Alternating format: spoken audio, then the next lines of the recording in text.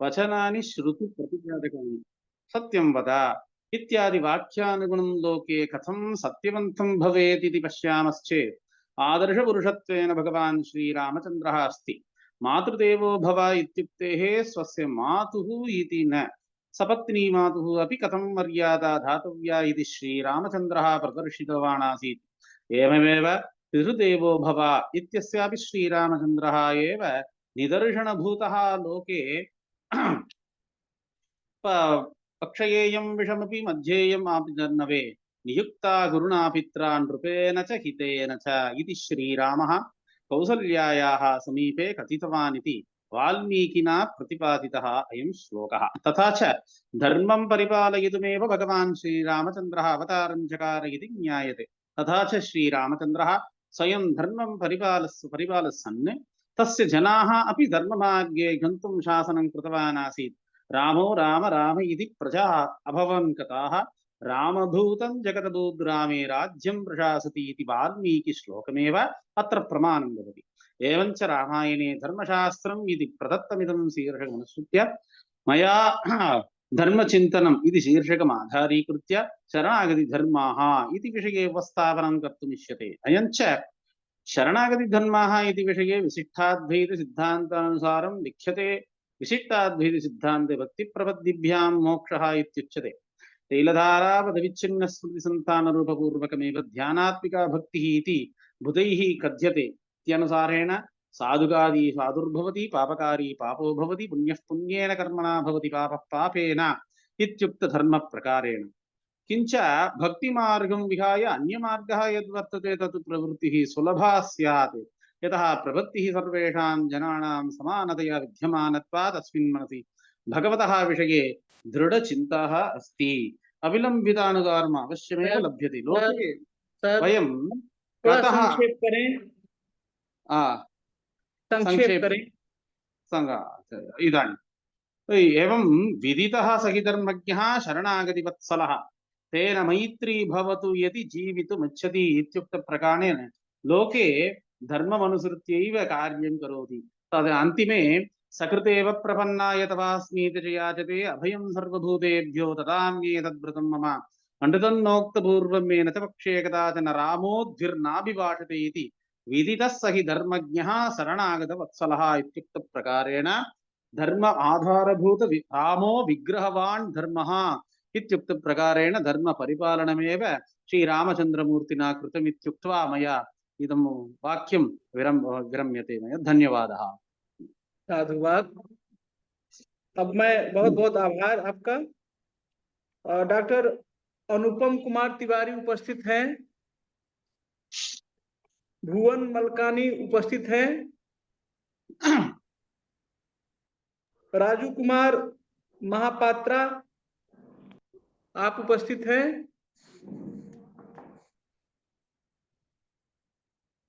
Doctor आशा गिरिजा शंकर नहीं, doctor Raju Sharma, doctor Yashwant Yadav. Yes sir, सादर प्रणाम सर। प्रणाम। कौन है सर? अच्छा, भूपेंद्र नारायण जी। Sir doctor Yadav. क्या नाम है सर? डॉक्टर यशवंत यादव। हाँ हाँ सर, ठीक है, बोले सर। आपका विषय है वाल्मीकि रामायण में वर्णित अवधपुरी का अतीत एवं वर्तमान।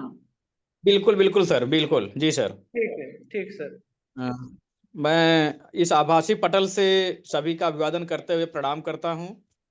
मैं डॉक्टर यशवंत यादव, सहायक आचार्य, इतिहास विभाग, सिद्धार्थ विश्वविद्यालय, कपिलवस्तु, सिद्धार्थनगर।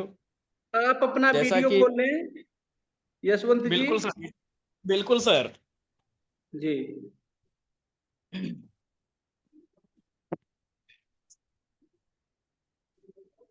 हाँ सर जी जी।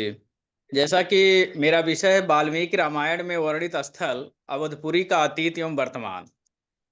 हमारे सामने, मैं इतिहास का विद्यार्थी हूँ। इतिहास का विद्यार्थी होने के नाते मेरी जो दृष्टि होती है वो कुछ ऐतिहासिक परिप्रेक्ष्यों से होकर जुड़ती है। उसी के संदर्भ में मैंने बात करने का प्रयास किया कि क्या जो हमारे रामचरितमानस में तुलसीदास के द्वारा वर्णित अवधपुरी है, वही वाल्मीकि रामायण का अयोध्या भी है, या दोनों में कुछ है डिफरेंट है। तो मैं ये बताना चाहूंगा कि अगर हम एक सामान्य दृष्टिकोण को अपनाते हैं तो अवधपुरी और अयोध्या का जो एक तादात्म्य स्थापित होता है वह दोनों एक होता है।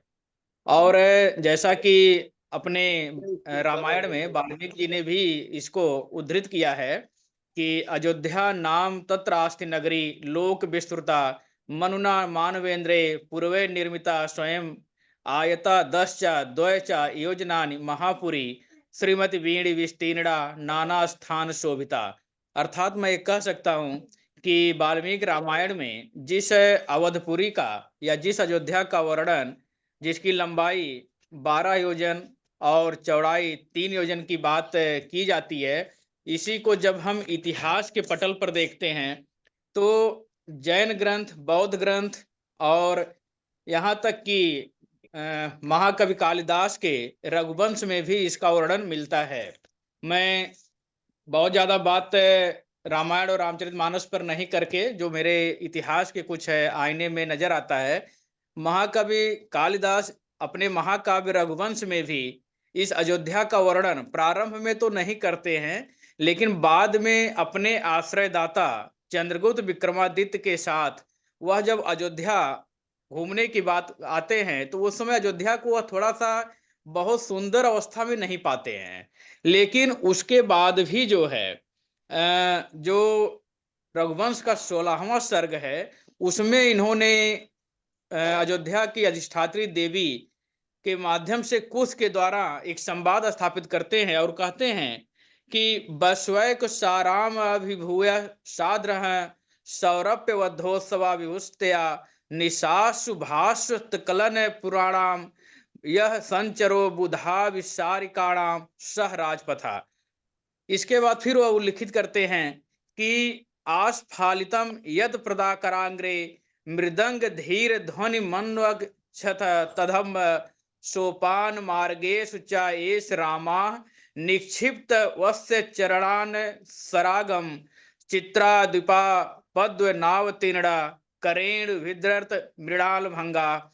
अर्थात हम देखते हैं कि महाकवि कालिदास भी अपने महाकाव्य रघुवंश में भी अयोध्या का वर्णन कहीं न कहीं करते हैं। इसका मतलब ये अयोध्या का जो अतीत की बात की जाती है तो इसमें कोई संदेह की बात अब भी नहीं है, जैसा कि अब तो सब कुछ है सुनिश्चित हो चुका है कि अयोध्या राम के काल से ही जोड़ी जाने संभव हो पाया है। इसके बाद वाल्मीकि के कालिदास के ही जो है समकालीन एक कवि कुमारदास भी हुआ करते हैं, जिनकी अपनी एक रचना महाकाव्य जानकी हरण है। जानकी हरण में भी जो है कवि कुमारदास भी अयोध्या का वर्णन करते हैं और कहते हैं आसीदव न्यामति भोग भारा द्वे त्रिणा नगरीव दिव्या छत्रांतमस्थान समी समृद्धया पुरामयोध्येति पुरी पराध्रया। अर्थात अयोध्यापुरी क्षत्रियों के तेज की समी धन धान से पूरित एक दिव्य नगरी ऐसी जान पड़ती थी मानो भोग के भार से स्वर्ग से पृथ्वी तल पर उतरी हुई नजर आती थी। और अयोध्या इतिहास के आईने से अगर हम बात करते हैं तो अयोध्या गुप्त शासक कुमार गुप्त की राजधानी भी रही है। और यह संभव था कि अगर कुमार गुप्त, जैसा कि एक उल्लेख मिलता है कि जो कवि कुमारदास हैं यह कोई और नहीं कुमार गुप्त का ही एक दूसरा छद्म नाम हुआ करता था।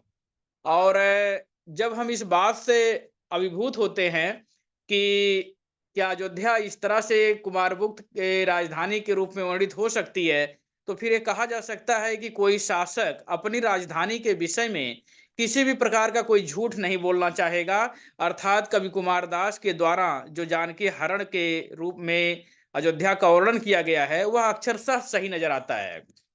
फिर हम देखते हैं कि अयोध्या जैनों का भी, जैन धर्म के लोगों का भी एक तीर्थ के रूप में स्थापित था। जैसा कि एक उद्धरण हमको मिलता है, कलकत्ता के एक प्रसिद्ध विद्वान थे, काफी रईस भी थे, समृद्ध भी थे, बाबू पूरनचंद नाहार ने 2 जैन ग्रंथों के माध्यम से अयोध्या का वर्णन किया था। पहला जैन ग्रंथ था धनपाल की तिलक मंजरी, और दूसरा था, आप जैसा सभी लोग जो जानते भी हैं, हेमचंद्राचार्य कृत त्रिष्टिधिसला का पुरुष चरित्र। इन दोनों में भी जो है, हेमचंद्र जी कहते हैं कि अन्हालवाड़ के कुमार पाल सोलंकी के जो गुरु थे, वे कहते हैं कि इंद्रदेव की आज्ञा से कुबेर ने 12 योजन चौड़ी और 9 योजन लंबी विनीतापुरी बनाई थी, जिसका दूसरा नाम अयोध्या था। अर्थात अगर जैन ग्रंथ के हेमचंद्र जी का उल्लेख हम मानते हैं, तो उसमें अयोध्या को विनीतापुरी के नाम से दर्शाया गया था, जिसका तादाद में अयोध्यापुरी के रूप में स्वीकार किया जाता रहा है, जो बिल्कुल ठीक है। उस समय अक्षुण। जी सर। यशवंत जी, यस सर। संक्षेप करें, संक्षिप्त करें, सार अपना रखें। बिल्कुल बिल्कुल सर। फिर इसके बाद हम महाभारत में भी देखते हैं अयोध्या का वर्णन मिलता है। जैसा कि अभिमन्यु जो है अपने उस समय अयोध्या के सूर्यवंशी शासक हुआ करते थे, बृहदला का इन्होंने कहीं न कहीं जो है हत्या किया था, मर्डर की, मतलब मारने की तक की बात उल्लेख मिलता है। तो हम एक तरह से देख सकते हैं कि अतीत में केवल वाल्मीकि रामायण में ही नहीं, या तुलसीकृत रामचरितमानस में ही नहीं अयोध्या या अवधपुरी का उल्लेख मिलता है, अपितु अन्य धार्मिक ग्रंथ, चाहे वो जैन ग्रंथ हो, बौद्ध ग्रंथ हो, महाभारत से संबंधित हो, वहां पर भी जो है अवधपुरी का उल्लेख मिलता है। और गोस्वामी तुलसीदास और वाल्मीकि की अयोध्या और अवधपुरी में बहुत कोई अंतर स्थापित होना संभव नहीं हो पाता है। अभी हम वर्तमान अगर देखते हैं, तो लगभग आज के 11 महीने कुछ समय पूर्व तक जो है अयोध्या एक परम धाम के रूप में, नव्य भव्य एवं दिव्य श्री राम जन्मभूमि मंदिर के रूप में अपने को स्थापित करता है। और सबसे बड़ी जो हमारी उपादेयता थी, जो हमारी महत्ता थी, जो हमारी सार्थकता थी, वह यह थी कि एक अक्षत के माध्यम से, जो चावल का एक अक्षत हम लोगों ने हर घर घर जा करके उसे सब तक देने का प्रयास किया, उस अक्षत के माध्यम से जो हमारा परिवार था, जिसमें पति पत्नी जो भी परिवार के सदस्य हुआ करते थे, वह सब उस माध्यम से अयोध्या से जुड़ने का कहीं न कहीं संकल्प लेते हैं। तो हम ये देख सकते हैं कि सांस्कृतिक रूप से भी जो है अयोध्या आज उतनी ही गरिमामयी दृष्टि को स्वीकार कराती है, जितना कि अपने अतीत काल में थी। बहुत बहुत धन्यवाद। मैं अपना टॉपिक यहीं पर समाप्त करता हूँ। आपका भी धन्यवाद सर। बहुत सुंदर। यशवंत जी, यस सर। फिर से मैं एक बार दोबारा नाम ले रहा हूँ। भुवन जी। मलकानी, डॉक्टर अनुपम कुमार तिवारी जी, रूरू कुमार महापात्रा, आशा गिरिजा शंकर, राजू शर्मा, अर्चना सिंह, शिवांगी सक्सेना, डॉक्टर भूपेंद्र नारायण झा जी हैं, डॉक्टर सूर्य भूषण दुबे जी। सर मैं हूँ। सर भूपेंद्र अर्चना नारायण सिंह। झा जी दिख रहे हैं, अपना माइक अनम्यूट करें। जी सर, नमस्ते सर, अर्चना सिंह बोल रही हूँ। हाँ हाँ, चले बोले, अर्चना सिंह जी। जी सर। जी, आपका विषय है वाल्मीकि रामायण में आर्थिक चिंतन। जी जी जी। सर्वेभ्यः नमो नमः। उपस्थित समस्त सम्मानित विद्वत गणों को मेरा ससम्मान प्रणाम निवेदित है। 2 दिवसीय इस संगोष्ठी के सुधी आयोजकों को हार्दिक शुभकामनाएं एवं धन्यवाद करते हुए आप सभी को गीता जयंती एवं मोक्षदा एकादशी की बहुत बहुत शुभकामनाएं प्रेषित करती हूँ। सर आवाज आ रही है? हेलो, आवाज आ रही है सर? बिल्कुल आ रही, बिल्कुल आ रही है। Okay, thank you sir. मेरा विषय है वाल्मीकि रामायण में आर्थिक चिंतन। संस्कृत साहित्य सर्वांगीण है, यह सब अंगों से परिपूर्ण है। मानव जीवन के 4 पुरुषार्थ हैं, धर्म, अर्थ, काम और मोक्ष। संस्कृत साहित्य में इन चारों पुरुषार्थों का विवेचन बड़े विस्तार से किया गया है।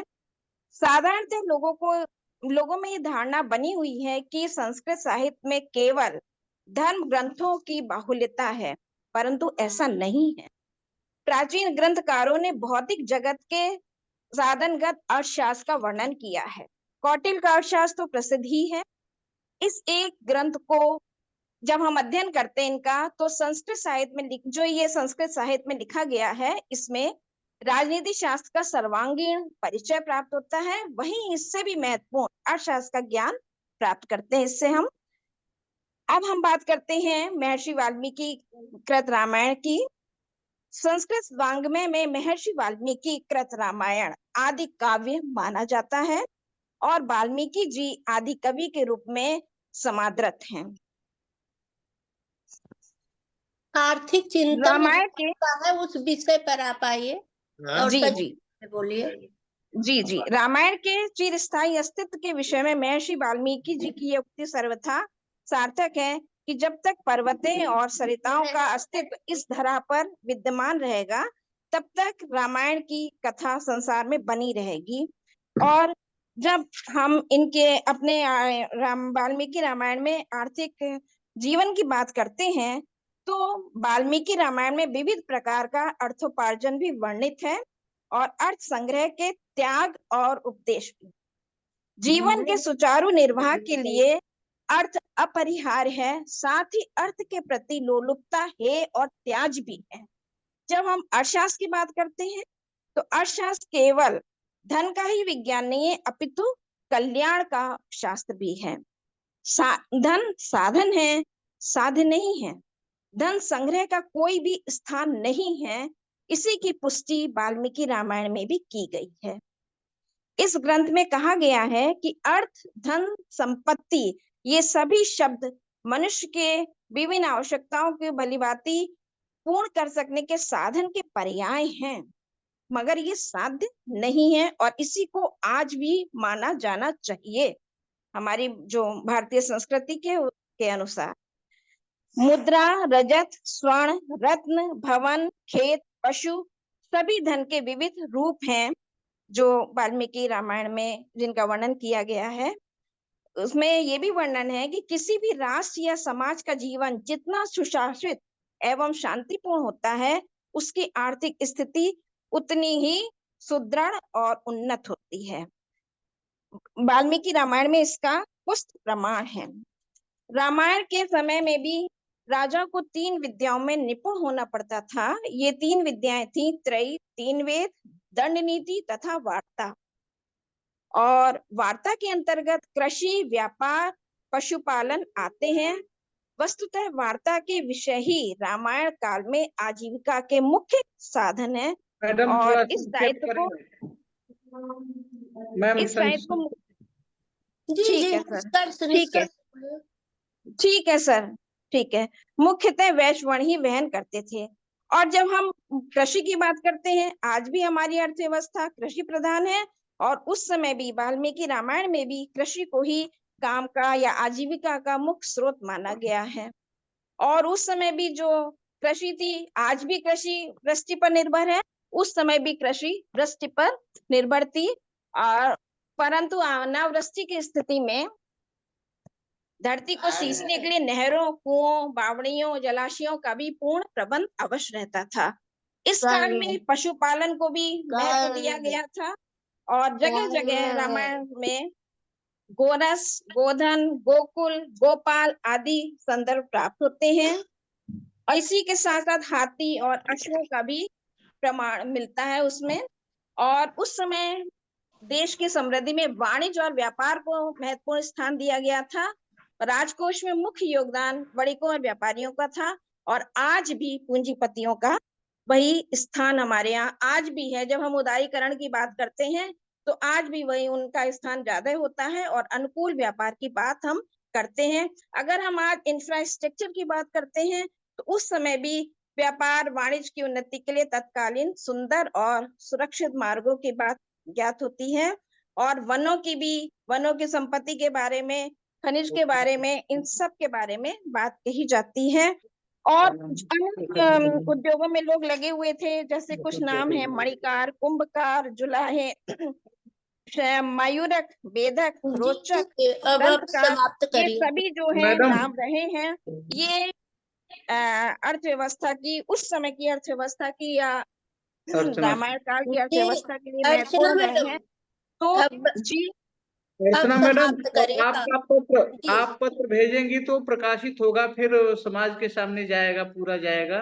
जी जी बहुत ठीक है, तो अभी तो हम चूंकि समय की महिमा है, समय ठीक की सीमा को ठीक हमको ध्यान में रखना ठीक है। है, ठीक है, बिल्कुल। अब हम राजू, विराम ही दे रहे हैं अपनी बहुत वाणी बहुत को। आभार आपका अर्चना सिंह जी। जी जी हाँ, इसी मतलब पुनः हम, और आपका भी बहुत बहुत, आप लोगों का बहुत बहुत धन्यवाद, आपने समय दिया। जी बहुत बहुत जी धन्यवाद आप लोगों का। जी। धन्यवाद धन्यवाद। राजू शर्मा जी यदि उपस्थित हो तो संकेत सर मैं करें। सर जी मैं जी भूपेंद्र नारायण झा। जी, सर बिल्कुल नमो बिल्कुल। नमः। डॉक्टर भूपेंद्र नारायण झा जी, जी आप RKGSB, जी कोल्हंटा पटोरी जी जी जी, दरभंगा से आप उपस्थित हैं। वाल्मीकि रामायण में राजधर्म। राजधर्म विषय को आप जी उपस्थापित करेंगे। सच्चिदानंद रूपां तां गायत्री प्रतिपादितां नमामि ह्रीं ऐं देवीं धियो यो नः प्रचोदयात्। विश्वामित्रां तरंगाय मिथिला नगरीपते भाग्यानां परिपाकाय भव्य रूपाय मंगलम। सर मेरा विषय है राजधर्म। वाल्मीकि रामायण में राजधर्म।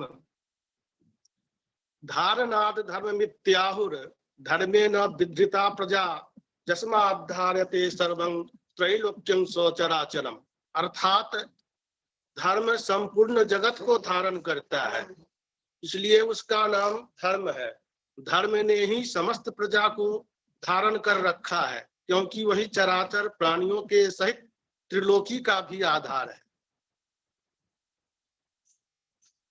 राजा अपने द्रोहियों को भी धारण करता है और मर्यादा में स्थापित करता है, तथा वह धर्म के द्वारा प्रजा को प्रसन्न रखता है। इसलिए उसके शासन रूप कर्म को धारण कहा गया है, और धारण ही धर्म है, यह शास्त्र का सिद्धांत है। धारणाद विदुषां चैव धर्मेण रंजनं प्रजा तस्मात् धारणमित्युक्तं स्वधर्म इति निश्चय। अर्थात मनुष्य एक सामाजिक प्राणी है, क्योंकि वह समाज में उत्पन्न होता है और अपने अस्तित्व व्यक्तित्व के समुचित विकास हेतु उसे समाज से भोजन, आवास, शिक्षा आदि अपरिहार्य साधन सुविधाएं सहित नैतिक, सामाजिक, आर्थिक, राष्ट्रीय परिवेश की अपेक्षा होती है। वैदिक राजतंत्रीय व्यवस्था में इन अनिवार्य पोषक तत्वों को प्रत्येक व्यक्ति तक उपलब्ध कराना राजा का परम कर्तव्य या उसका धर्म माना गया है। इसे राजधर्म के अंतर्गत ही कहते हैं।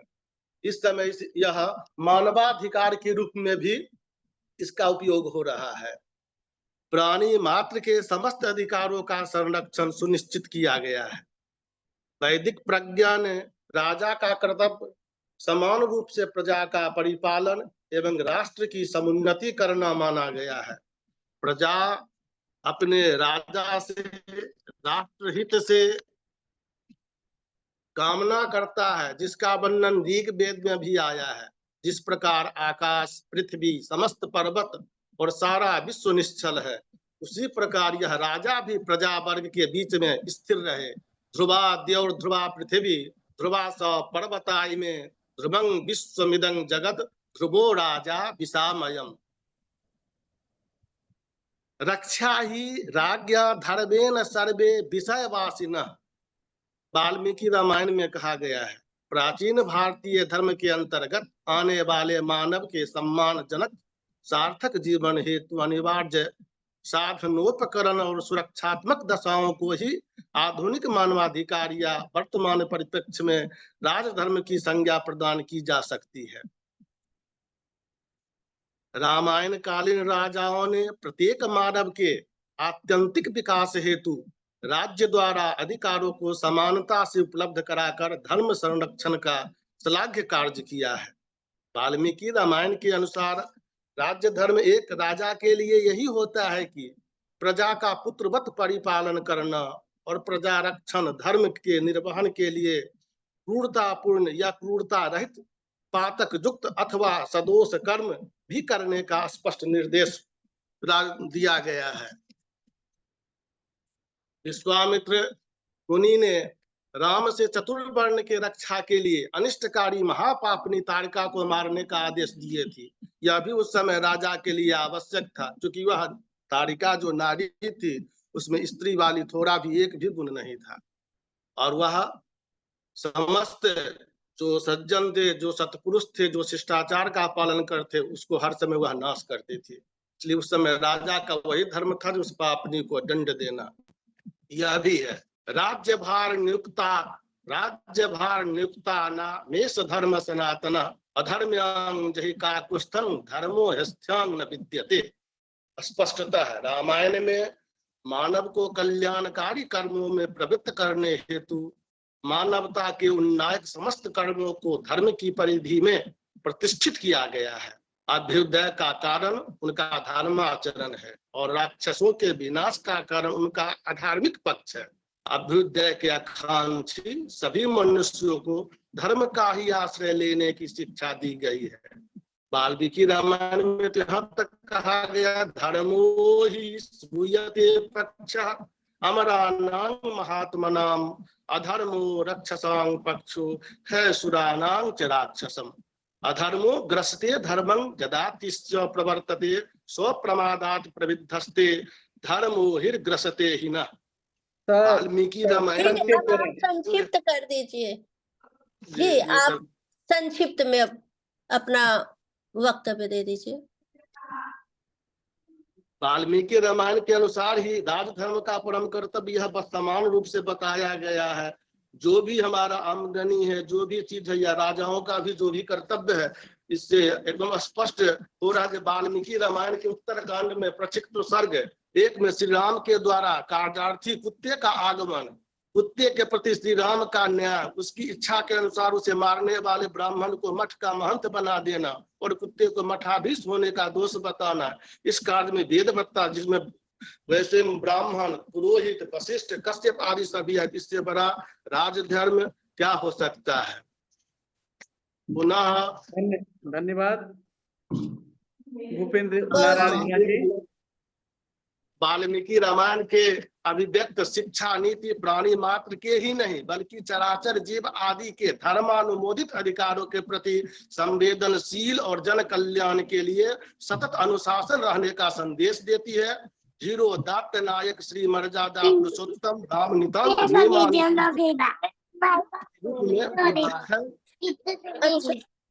बालकांड प्रथम सर्ग में नारद जी के द्वारा जो वाल्मीकि मुनि को श्री रामचरित्र का जो वर्णन बताया गया है, वो सब राज धर्म गुण को ही व्यक्त करता है। एतदर्थ रामो विग्रहवान धर्म साधु सत्य पराक्रमः इति उक्त्वा हम विरमामि। धन्यवाद भूपेंद्र नारायण झा जी। बहुत अब मैं डॉक्टर सूर्यभूषण दुबे जी उपस्थित हैं, अभी दिख रहे थे। डॉक्टर सूर्यभूषण दुबे जी,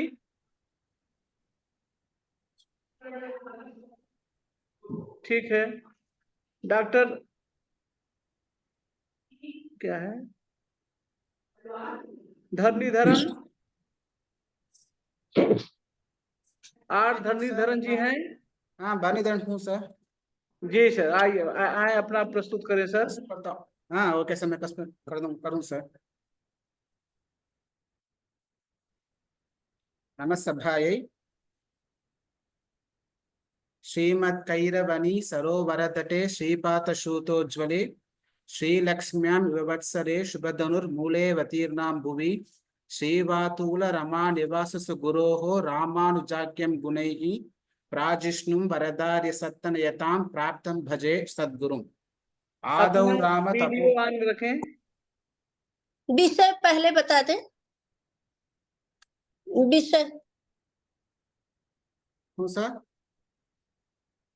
विषय आपका क्या है उसको बता दीजिए। टॉपिक वाल्मीकि रामायणे कानिचन नैतिक मूल्यानि। ठीक है, वाल्मीकि रामायणे नैतिक मूल्यानि। ठीक है, विषय उपस्थापन करें। भारते वेदाः उपनिषदः दर्शनानि गृह्यादि सूत्राणि इत्यादिषु अनेकेषु शास्त्रेषु नीतितत्त्वानि वर्णितानि सन्ति। मनुस्मृतौ धैर्यं, क्षमा, धृतिः, अस्थेयः, शौचम्, इन्द्रियनिग्रहः, धीः, विद्या, सत्यम्, अक्रोधः इत्यादि दशलक्षणानि वर्णितानि सन्ति।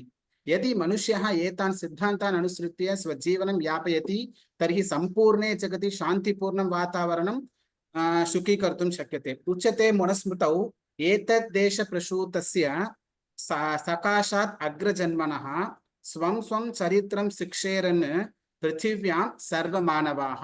अर्थात् पृथिव्यां निवसन्तः सर्वे मनुष्याः अस्मिन् ब्रह्मवर्त देशे कर्तव्य विषये शिक्षां प्राप्नुयुः।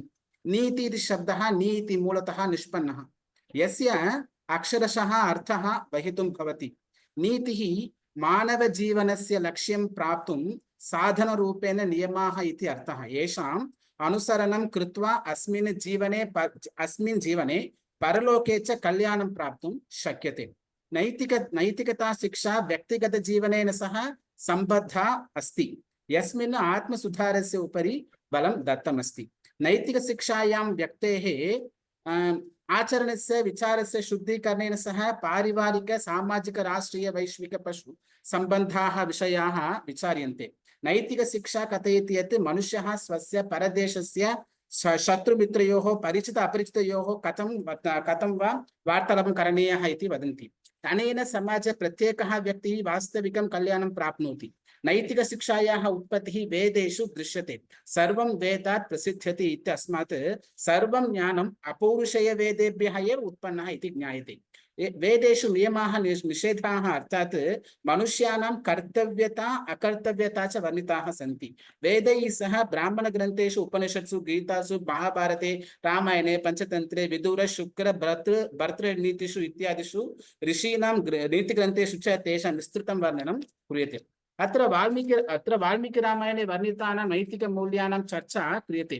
वाल्मीकि विरचित रामायणं भारतीय संस्कृतेः अमूल्यं धरोहरं वर्तते। अस्मिन् सामाजिक राजनैतिक आर्थिक मूल्यानां वर्णनं भवति।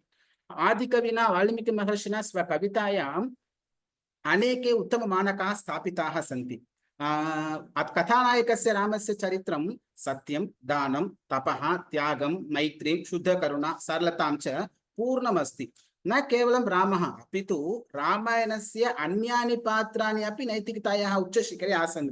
अद्य वयं पश्यामः यत् सम्पूर्णे विश्वे हिंसा, द्वेषः, असन्तुष्टिः, पाखण्डः, संशयः, लोभः, अहिंसा च शासनं कुर्वन्ति संपूर्ण विश्वे। एतादृश परिस्थितौ अमुं शास्त्रीयं ग्रन्थं जगतः नष्टजनानां कृते सार्थकजीवनस्य पाठं पाठयितुं शक्नोति। ऋग्वेदे उक्तं यत् मनुर्भव जनाय दैवं जनम् इत्यर्थात् अर्थात् मनुष्यः चिन्तनशीलो भूत्वा दिव्यगुणयुक्तं पुत्रं शिष्यं च जनयेत्।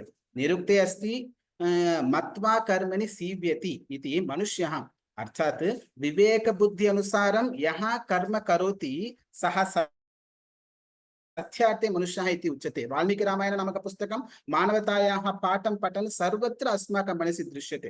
केवलं सन्मानवः नैतिकमूल्यानाम् अनुसरणं करोति। समाजस्य नियमाः अस्माकं कर्तव्यतानां विषये शिक्षयन्ति। सत्यं, ज्ञानं, तपस्त्यागः, मित्रता, शौचमार्जनं, विद्या च गुरुशुश्रूषा ध्रुवान् एतानि राघवे। अर्थात् रामः महान् धनुर्धरः, वृद्धः, संवेदनशीलः, उदारः, परस्य सुख दुःखयोः सहभागी। अब निष्कर्ष बता दीजिए। संक्षेप करें सर। हाँ कर दूंगा सर। धरणीधर जी। सामाजिकं हाँ मैं करता हूँ सर। मनुस्मृतौ उक्तौ धर्मो रक्षति रक्षितः। अर्थात् अस्माकं जीवने यः स्वाभाविक धर्मः संयमः च अस्ति सः अस्मान् रक्षति। तथा च वयं यत्किमपि धार्मिकं सद्गुणं वा आचरणं कुर्मः तद् धर्मः अस्मान् रक्षति।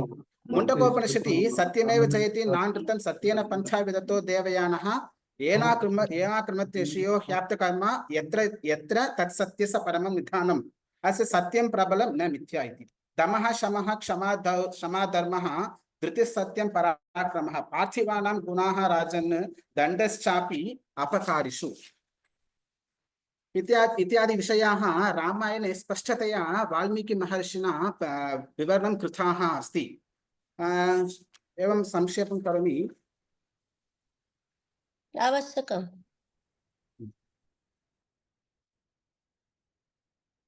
सीतायाः पतिव्रता पतिप्रेम भक्ति भर्तृभक्ति गुणाः सन्ति। सीता भर्तृसेवां मन्यते एवं मध्ये मध्ये कौशल्य अपि राम यदा रामः वनं गन्तुम् इच्छति चेदपि सीता तस्य अवरोधनं कृत कौशल्य अवरोधनं कृतम्। एवमपि रामः वदति यत् पितृवाक्यपरिपालनं कर्तव्यम्, एतत् मम धर्मः इति उक्त्वा अहं विरमामि।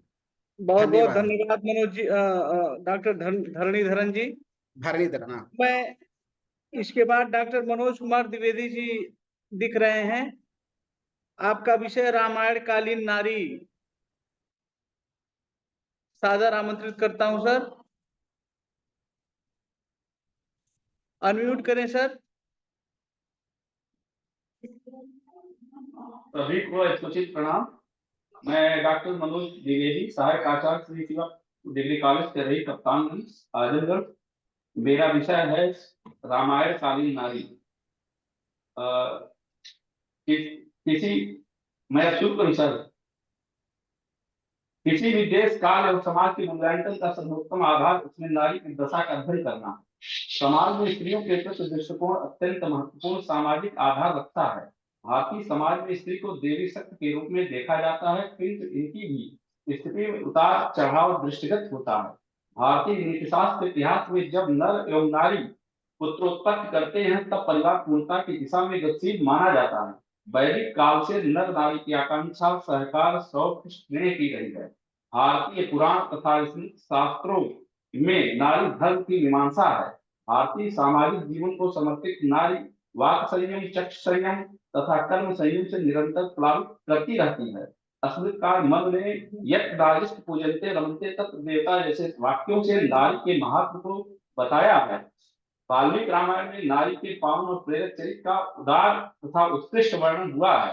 रामायण में जहाँ एक और सीता, पार्वती, कौशल्या, सुनैना, अनुसुईया और मंदोदरी ने अपने चरित्र से संपूर्ण जनमानस को प्रभावित किया है, वहीं दूसरी ओर मंथरा, कैकेयी, शूर्पणखा और आदि नारियों ने नारी के स्वरूप को कलंकित किया है। इस प्रकार नारी के दोनों स्वरूप का वर्णन रामायण में हुआ है। रामायण कालीन नारी कहीं पत्नी के रूप में, पति के सुख दुख की सहगामिनी, पातिव्रत धर्म में संलग्न एवं धार्मिक कृत्यों में पति की सहचारी थी, तो कहीं मां के रूप में अपने दुखों की चिंता न करते हुए सर्वदा संतान के हित साधन में तत्पर रहती थी। वहीं पुत्री के रूप में माता पिता के आनंद को बढ़ाने वाली थी। समाज में स्त्री के प्रति विशेष सम्मान भाव था। उन्हें पुरुषों के सम्मान ही समाज का अस्थायी और गौरवशाली अंग समझा जाता था। रामायण कालीन समाज में पुत्री को जन्म को हार नहीं समझा जाता था। पुत्री के जन्म पर माता पिता को अत्यंत प्रसन्नता होती थी। पुत्री के रूप में सीता को पाकर राजा जनक अत्यंत प्रसन्न हुए थे, किंतु कन्या के विवाह के संबंध में बर पक्ष की अपेक्षा कन्या पक्ष की स्थिति निम्न थी। रामायण में कहा गया, संसार में कन्या के पिता को वह पृथ्वी पर इंद्र के समान क्यों न हो, बर पक्ष के लोगों से प्रायः अपमान उठाना पड़ता है। पिता का यह परम कर्तव्य माना जाता था कि वह अपनी पुत्री के योग्य वर के हाथों में समर्पित करे। जब तक पिता अपनी पुत्री को विवाह योग्य वर के साथ नहीं कर देता, उसे शांति नहीं मिलती थी। रामायण कालीन नारी पत्नी के रूप में धर्म, अर्थ और काम रूप त्रिवर्ग सिद्धि में सहायक मानी जाती थी। वह पति की वशीभूत या अनुकूल रहकर अतिथि सत्कार आदि धर्म के पालन में सहायक होती थी। प्रेयसी के रूप में काम का साधन बनती थी और पुत्रवती होकर उत्तम लोक की प्राप्ति अर्थ की साधिका होती थी। धर्मार्थ कामा कल जीवनेते समीक्षता धर्म फलोदयेषु ये यत् सर्वे शिव सर्वसेनम भार्यो वस्या अभिमता सपुत्रा। रामायण में पथ के रामायण कालीन नारी के मातृ स्वरूप को सर्वश्रेष्ठ माना गया। मां बनने पर भी वह नारी पूर्ण होती है। नारी के लिए सबसे बड़ा सम्मान मातृत्व होता है। श्री राम के वन गमन के समय माता कौशल्या ने श्री राम से कहा था कि पुत्र राम, तुम्हारे गुना मुझे इस जीवन से क्या लाभ, इन स्वजनों से देवता तथा पितरों की पूजा अमृत का क्या प्रयोजन, तुम 2 घड़ी मेरे पास रहो, यही मेरे लिए संपूर्ण संसार के राज्य से बढ़कर सुख देने वाला है। इस प्रकार उपयुक्त विवेचन से स्पष्ट होता है कि रामायण काल में वर्णित कौशल्या, सीता, अनुसुईया, मंदोदरी का उदात्त चरित्र आज की नारी के को बहुत कुछ सिखा सकता है। आज की कुछ नारी पढ़ लिख कर सुंदर वस्त्र पहनकर वाह से शब्द हो गई हैं, किंतु शालीनता, पवित्रता, त्याग आदि गुणों से रहित होती जा रही हैं, जिससे उनके जीवन तथा उनके परिवार में सुख शांति का अभाव सा दिखाई दे रहा है। नारियों के प्रति सम्मान की तो रामायण में पराकाष्ठा ही दिखाई देती है। एक जटायु नामक पक्षी भी स्त्री के अपमान होते हुए नहीं देख सकता था। उसने भी वृद्ध होते हुए भी अपने प्राणों की चिंता न करते हुए परम सच्चाई रावण के साथ सिद्ध किया। रामायण से हमें यही शिक्षा मिलती है कि हमें स्त्री का सम्मान करना चाहिए। धन्यवाद। बहुत सुंदर। धन्यवाद सर। साधु प्रणाम दीदी। शिवांगी सक्सेना जी उपस्थित हैं। डॉक्टर सूर्यभूषण दुबे जी, डॉक्टर वंदना जी। जी मैं उपस्थित हूँ। मैं डॉक्टर रामायण में वंदना। वर्णित धर्म तत्व। जी ठीक। सर्वेभ्यो नमो नमः। मैं डॉक्टर वंदना, राजकीय डिग्री कॉलेज महमूदाबाद सीतापुर से। मेरा विषय है वर्तमान ज्वलन समस्याओं के समाधान स्वरूप रामायणीय धर्म तत्व। पूजन्तं राम रामेति मधुरम मधुराक्षरम आरुह्य कविता शाखां वंदे वाल्मीकि कोकिलम। आर्ष कवि वाल्मीकि एवं आर्ष काव्य रामायण को नमन करते हुए आप सभी विद्वज्जनों एवं गुरुजनों को भी प्रणाम निवेदित करती हूँ। वस्तुतः रामायण हमारी सनातन संस्कृति एवं भारतीयता का प्राणभूत है। भारतीय संस्कृति को भली भांति समझने हेतु रामायण रूपी गंगा में अवगाहन करना अत्यावश्यक है। यह एक ऐसा धर्म ग्रंथ है जो मानव धर्म की सर्वोत्कृष्ट एवं अतुलनीय व्याख्या करने में पूर्णतया सफल है। जब हम रामायण में वर्णित धर्म तत्व पर विचार करते हैं तो सर्वप्रथम हमारे समक्ष धर्म के स्वरूप एवं धर्म की परिभाषा को जानना आवश्यक हो जाता है, क्योंकि आज का अधिकांश मनुष्य धर्म के वास्तविक स्वरूप से अनभिज्ञ है तथा धर्म को केवल पूजा एवं साधना से ही संबंधित देखता है। धर्म के सही स्वरूप के पालन के बिना समाज का वास्तविक उन्नयन असंभव है।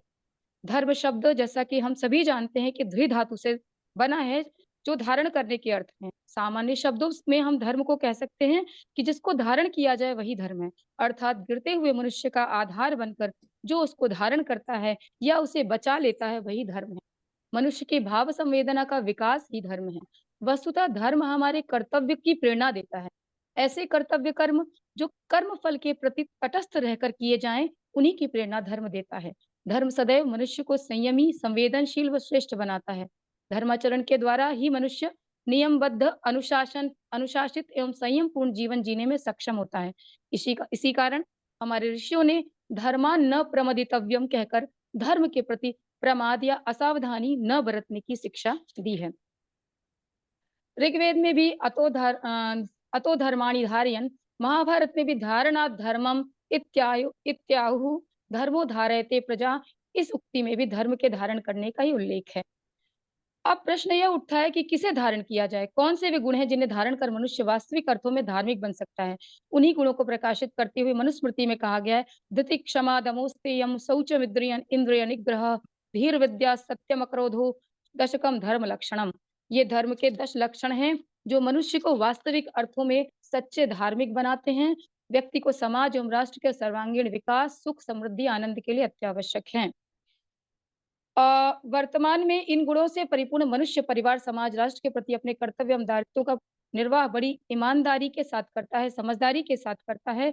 इसके विपरीत वर्तमान की ज्वलंत समस्याएं जैसे भ्रष्टाचार, स्वार्थपरता, संवेदनहीनता, हिंसा के रूप में आतंकवाद, बेईमानी, पाश्चात्य सभ्यता और संस्कृति का अंधानुकरण, परिवार, समाज और राष्ट्र के प्रति प्रेम एवं समर्पण का भाव आदि हैं। इनका एकमात्र समाधान धर्म का आश्रय है।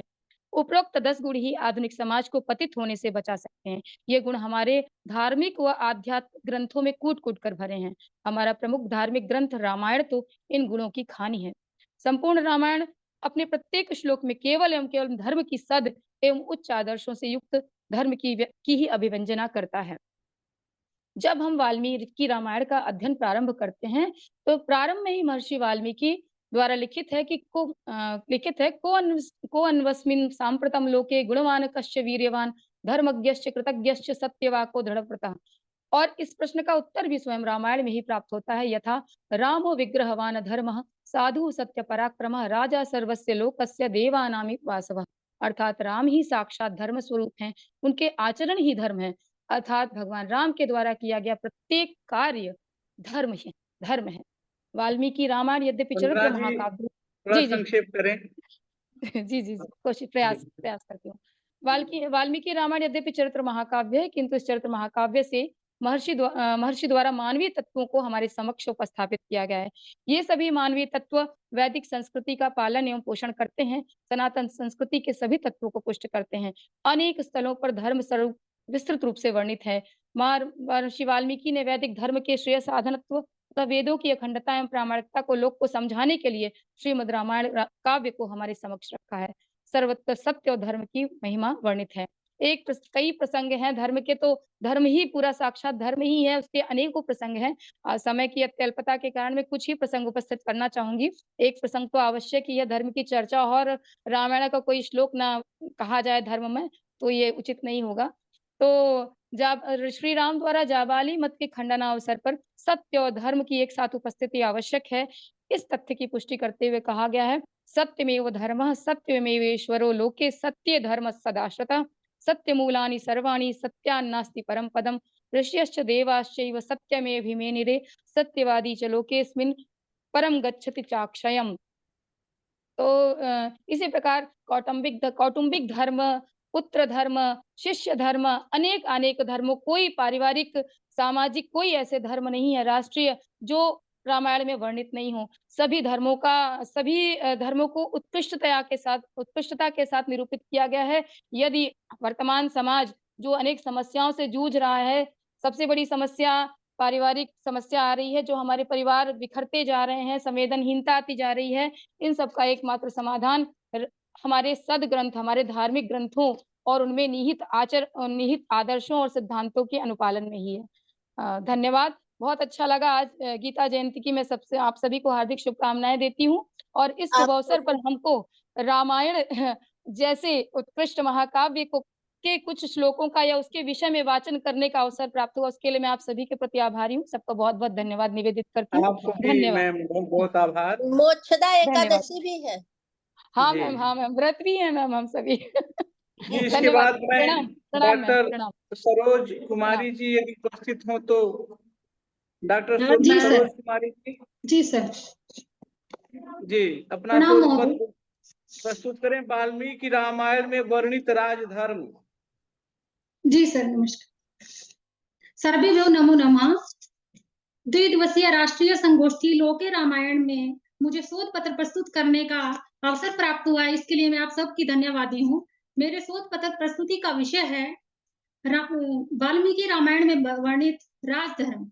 रामायण के अनुसार यह संपूर्ण पृथ्वी प्राचीन काल में प्रजापति मनु से लेकर अब तक जिस वंश के विजयशाली राजाओं के अधिकार में रही है, उन्हीं के कुल में राजा सगर उत्पन्न हुए। इन इक्ष्वाकु वंशी महान राजाओं की कुल परंपरा में रामायण जैसी प्रसिद्ध ऐतिहासिक काव्य की रचना हुई। कौशल नामक एक प्रसिद्ध जनपद जो सरयू नदी के तट पर बसा है, इसी जनपद में अयोध्या नामक नगरी है जो समस्त लोकों में प्रसिद्ध है। इस अयोध्यापुरी में स्वयं महाराज मनु ने ही इसको बसाया और बनवाया था, अर्थात अयोध्या के प्रथम राजा मनु हुए। राजा मनु के पश्चात राजा दशरथ ने अयोध्यापुरी को पहले की अपेक्षा विशेष रूप से बसाया था और राजा दशरथ धर्म और न्याय के बल से अपने राष्ट्र की वृद्धि करने वाले राजा हुए, जिन्होंने स्वर्ग के देवता इंद्र के समान जो है अमरापुरी के समान अयोध्यापुरी को बसाया था। वे अयोध्यापुरी में रहकर प्रजा वर्ग का पालन करते थे। नगर और जनपद की प्रजा उनके साथ प्रेम पूर्वक रहती थी। वे इक्ष्वाकु वंश के अतिरथी वीर और यज्ञ करने वाले धर्मपरायण और जितेंद्रिय थे। अयोध्या में 3 योजन विस्तार वाली भूमि में 2 योजन भूमि ऐसी थी जहां पर पहुंचना और युद्ध करना किसी के लिए भी संभव नहीं था। इसलिए वह पूरी अयोध्या इस नाम को सत्य और सार्थक सिद्ध करती है, जिसमें रहकर राजा दशरथ ने अपने राजधर्म का पालन किया। रामायण के अनुसार प्रभु श्री राम का जीवन सभी प्राणियों के लिए आदर्श है और हम सब के लिए प्रेरणा स्रोत है। उनका जीवन हमें हर परिस्थिति में अपने कर्तव्यों का पालन करना सिखाता है। उनका ऐसा ही एक कर्तव्य है राजधर्म, जिसका अर्थ है राजा का धर्म, जिसकी व्याख्या जो है रामायण में बहुत ही सुंदर ढंग से की गई है। श्री राम को साक्षात धर्म विग्रहवान कहा गया है। रामो विग्रहवान धर्मा साधु सत्य पराक्रमा राजा सर्वस्य लोकस्य देवा नामेव वासवा। अर्थात श्री राम ने किसी भी परिस्थिति में धर्म का विग्रह नहीं होने दिया। वे साधु तथा सत्य पराक्रमी हैं। जिस प्रकार इंद्र सभी देवताओं के स्वामी हैं, उसी प्रकार श्री राम समस्त जगत के राजा हैं। और धर्म के जो लक्षण होते हैं वे सभी श्री राम में जो है चरितार्थ होते हैं, जैसे वेदा अध्ययन, शास्त्र चिंतन, सदाचार का पालन इत्यादि। श्री राम ने जो आदर्श शासन किया उसे राम राज्य कहा गया है। उनके राज्य में जनता हर प्रकार से सुखी तथा समृद्ध थी। उनके राज में लोकतांत्रिक व्यवस्था थी, क्योंकि लोकतांत्रिक मूल्यों की रक्षा करने के लिए सर्वस्व दांव पर लगा दिया जाता था, इसलिए इसे आदर्श शासन कहा गया है। और श्री राम जी ने सीता को लंका से वापस लाने के बाद जो है अपने राज्य को पुनः स्थापित किया था। और रामायण के अनुसार उनका शासन काल जो है 11,000 वर्षों का बताया गया है। वे एक न्यायप्रिय राजा थे। उनका शासन जो है अविस्मरणीय है, इसलिए आज भी लोग उनके अच्छे शासन को राम राज्य की उपमा देते हैं। जब उनके राज्य को त्यागने की चुनौती उनके सामने आई तो उन्होंने समस्त जगत को त्याग तथा वीरता का साकार दर्शन करवाया। राज्य को बलपूर्वक पाने का उदाहरण तो इतिहास में बहुत प्राप्त होते हैं, परंतु वीरता का यह उदाहरण केवल कायरों के लिए ही है। अतः निष्कर्ष रूप में जो है रामायण के अनुसार राजधर्म का अर्थ है राजा के कर्तव्य या धर्म, जिसके द्वारा देश का संचालन जो है राजा करता है। जैसे श्री राम ने अपने हर निर्णय में एक आदर्श प्रस्तुत किया है और मर्यादा स्थापित की है। प्रजा मनोरंजन के लिए रघुवंश के प्रत्येक राजा ने अपना सर्वस्व त्याग किया और दंड नहीं बल्कि न्याय को स्थापित किया है, जिसके कारण उन्हें राज्य का भगवान कहा गया है। अर्थात रामायण कालीन शासन में धर्म अर्थात कर्तव्य, नैतिक गुणों का महत्वपूर्ण स्थान था और राजा दशरथ ने स्वयं श्री राम को राजधर्म का पाठ पढ़ाया था। भारतीय परंपरा में आज भी राम राज्य की ही कल्पना की जाती है, क्योंकि राम राज्य का अभिप्राय है एक आदर्श राज्य। इसी के साथ धन्यवाद महोदय। बहुत सुंदर जी। अभिषेक जी आगे भी है। और अगले प्रतिभागी के रूप में मैं कर सकती हूँ श्री पांडे जी। कल्पना जी उपस्थित है एक। जी जी जी कल्पना मैम उपस्थित है। आग्रह है कि प्रस्तुत करें। जी सर। सर्वेभ्यो नमो नमः। मैं माता सुंदरी महाविद्यालय दिल्ली विश्वविद्यालय दिल्ली से डॉक्टर कल्पना शर्मा संस्कृत विभाग से, और मेरा शोध पत्र का विषय है लोक रुचि का विषय नृत्य रामायण के परिप्रेक्ष्य में। इस शोध पत्र को मैंने इस तरीके से बांटा है कि पहले रामायण का परिचय दिया है और तत्पश्चात लोक रुचि को समझाया है कि लोक रुचि क्या होती है। लोक रुचि मतलब जिसमें कि जिससे आप ये अभिप्राय समझ सकते हैं कि हम जहाँ खिन्न मन वाले होकर अपने मन को प्रसन्न करते हैं वो हमारा लोक रुचि होती है। और उसके विषय अनेक हो सकते हैं। शिकार खेलना हो सकता है, घुड़सवारी करना हो सकता है, या आप नृत्य को भी समझ सकते हैं। तो मैंने नृत्य को विषय लिया है। तो वाल्मीकि रामायण की सबसे अच्छी जो बात यह है कि वो वैदिक जो संस्कृति थी उसको लोक से जोड़ रहा है। उसने वैदिक संस्कृति का जो हमारे सामने सैद्धांतिक स्वरूप था उसको प्रायोगिक स्वरूप रामायण में दिया है। ये वाल्मीकि मुनि ने ऐसा हमारे सामने प्रस्तुत किया रामायण में। तो जो रामायण में हमको नृत्य मिलता है वो उसके विषय या प्रसंग कहाँ कहाँ आते हैं, जैसे राज्याभिषेक पर, जन्म उत्सव पर, या किसी युद्ध में जीत जाने पर, या यज्ञ के अवसरों पर।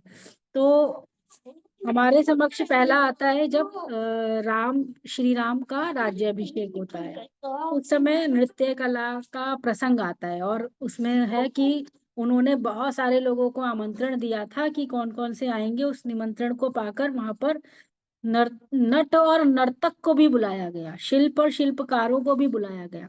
तो ये हमको एक लोक व्यवस्था भी दिख रही है कि आबध्यताम पताकाश्च राजमार्गश्च सिद्ध्यताम सर्वे च तालापचरा गणिकाश्च स्वलंकृतः।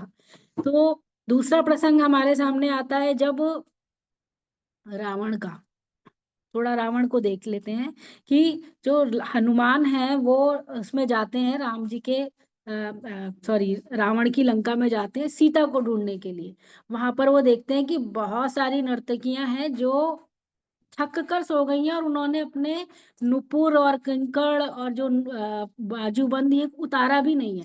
तो इससे पता चलता है कि नृत्य कितना पराकाष्ठा पर था रामायण में। बेटा उधर बैठ।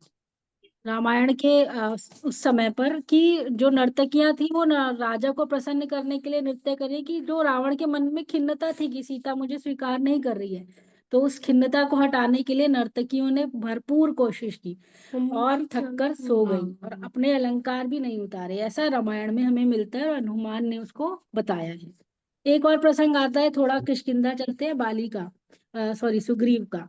जो चातुर्मास के लिए उनको कहा गया कि आप रुकिए, चातुर्मास के बाद हम लोग प्रयाण करेंगे। तो जो सुग्रीव है वो किष्किंधा में अभी नया नया उसको राज्य मिला है, तो वो खो गया है भोग विलास में। तो लक्ष्मण उसके पास क्रोधित होके पहुंचते हैं, तो सुग्रीव डर जाता है और लक्ष्मण से तारा से कहता है कि तुम जाओ और मेरी तरफ से लक्ष्मण को मनाओ।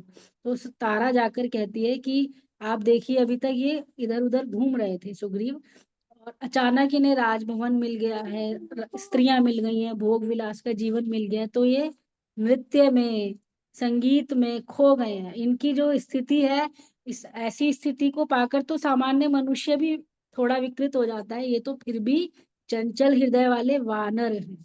तो मानव, राक्षस और वानर सभी में हमें नृत्य दिख रहा है। तो ये एक लोक रुचि का विषय था। अब देख लेते हैं कि यज्ञ के अवसर पर, तो यज्ञ के अवसर पर हमको मिलता है कि जब दशरथ ने अश्वमेध यज्ञ किया था और जब राम ने अश्वमेध यज्ञ किया था, उन दोनों अवसरों पर बहुत सारे नर्तक और नर्तकियां उपलब्ध थी। हमने रामायण के थोड़े थोड़े प्रसंग उठाए हैं कि अयोध्या, किष्किंधा, लंका और यज्ञ, यहाँ पर हमें नृत्य मिलता है। और दिव्यांगनाएं और अप्सराएं भी नृत्य करती थी। जब राम का जन्म हुआ, चारों भाई का जन्म होने के बाद अप्सराओं ने बहुत अच्छा नृत्य प्रस्तुत किया। मुझे इतनी अपनी बात रखनी थी, और पूरा जो है आप इसको शोध पत्र के प्रकाशन के अवसर पर पढ़ेंगे। धन्यवाद। बिल्कुल मैडम, बहुत सुंदर नया विषय था। बहुत बहुत आभार आपका मैम। अब मैं श्री नंदन पांडे जी हैं क्या? डॉक्टर राकेश शर्मा जी, आप? सर जी सर, मेरी आवाज आ रही सर? हाँ, नाम बताएं। राकेश शर्मा जी। जी, वीडियो ऑन सभी को करके मेरा बोलिए सर। सादर नमन। मैं doctor Rakesh Sharma. Video on कर लीजिए सर। जी, आवाज आ रही सर मेरी? आ रही। अच्छा जी सर, जी सर। मैं डॉक्टर राकेश शर्मा, राजकीय महाविद्यालय संजौली शिमला में सहचार्य के पद पर कार्यरत हूँ। मेरा शोध पत्र का विषय है वाल्मीकि रामायण में पर्यावरण चेतना। रामायण भारतीय साहित्य और हिंदू धर्म का एक महत्वपूर्ण ग्रंथ माना जाता है। हिंदू ग्रंथों में यह ग्रंथ भारतीय संस्कृति और धार्मिक विचारधारा में श्रेष्ठ और अत्यधिक उपयोगी है। वर्तमान समय में इस ग्रंथ से प्रेरणा और जीवन में मार्गदर्शन प्राप्त किया जा सकता है। वाल्मीकि रचित रामायण जन समुदाय को न केवल मानसिक, धार्मिक, आध्यात्मिक और नैतिक दिशा प्रदान करती है, अपितु प्रकृति और पर्यावरण के महत्व को भी उजागर करती है। संक्षेप में रामायण के अध्ययन से हम आध्यात्मिकता, दार्शनिकता, नैतिकता, मानवीय मूल्य, भक्ति, प्रेम, संस्कृति, परंपराओं, पर्यावरण और राष्ट्रीय चेतना आदि का ज्ञान प्राप्त कर सकते हैं।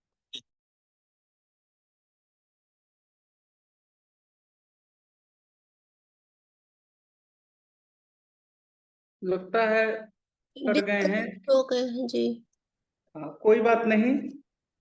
अगले प्रतिभागी के रूप में शशि प्रभा गौतम जी हैं। डॉक्टर सुभाष चंद्र बड़ोला जी। जी सर, जी सर, सभी को प्रणाम। आ रही सर आवाज? जी, आपका विषय है श्रीमद् वाल्मीकि रामायण में लोक धर्मिता। सर मेरी आवाज आ रही है? सर जी सर, जी सर, आवाज आ रही है। हेलो, मैं कंटिन्यू करूं सर? मैं करे संक्षेप में अपना सार तत्व रखें। जी सर, जी मैं बस सार संक्षेप में ही रखूंगा सर। वाल्मीकि के रामायण में महाकाव्य में प्रकृति, वन, जल, पशु पक्षी और अन्य प्राकृतिक संसाधनों का अत्यधिक सम्मान किया गया है। उनका संरक्षण जीवन के लिए अत्यंत आवश्यक बताया गया है, परंतु आज के समय में पर्यावरण को बहुत हानि पहुंचाई जा रही है, जिससे पर्यावरण में असंतुलन होकर मानव जाति पर अनेक विपदाएं आ रही है। आज हमें रामायण कालीन उन्नत पर्यावरण चेतना से सबक लेने की जरूरत है।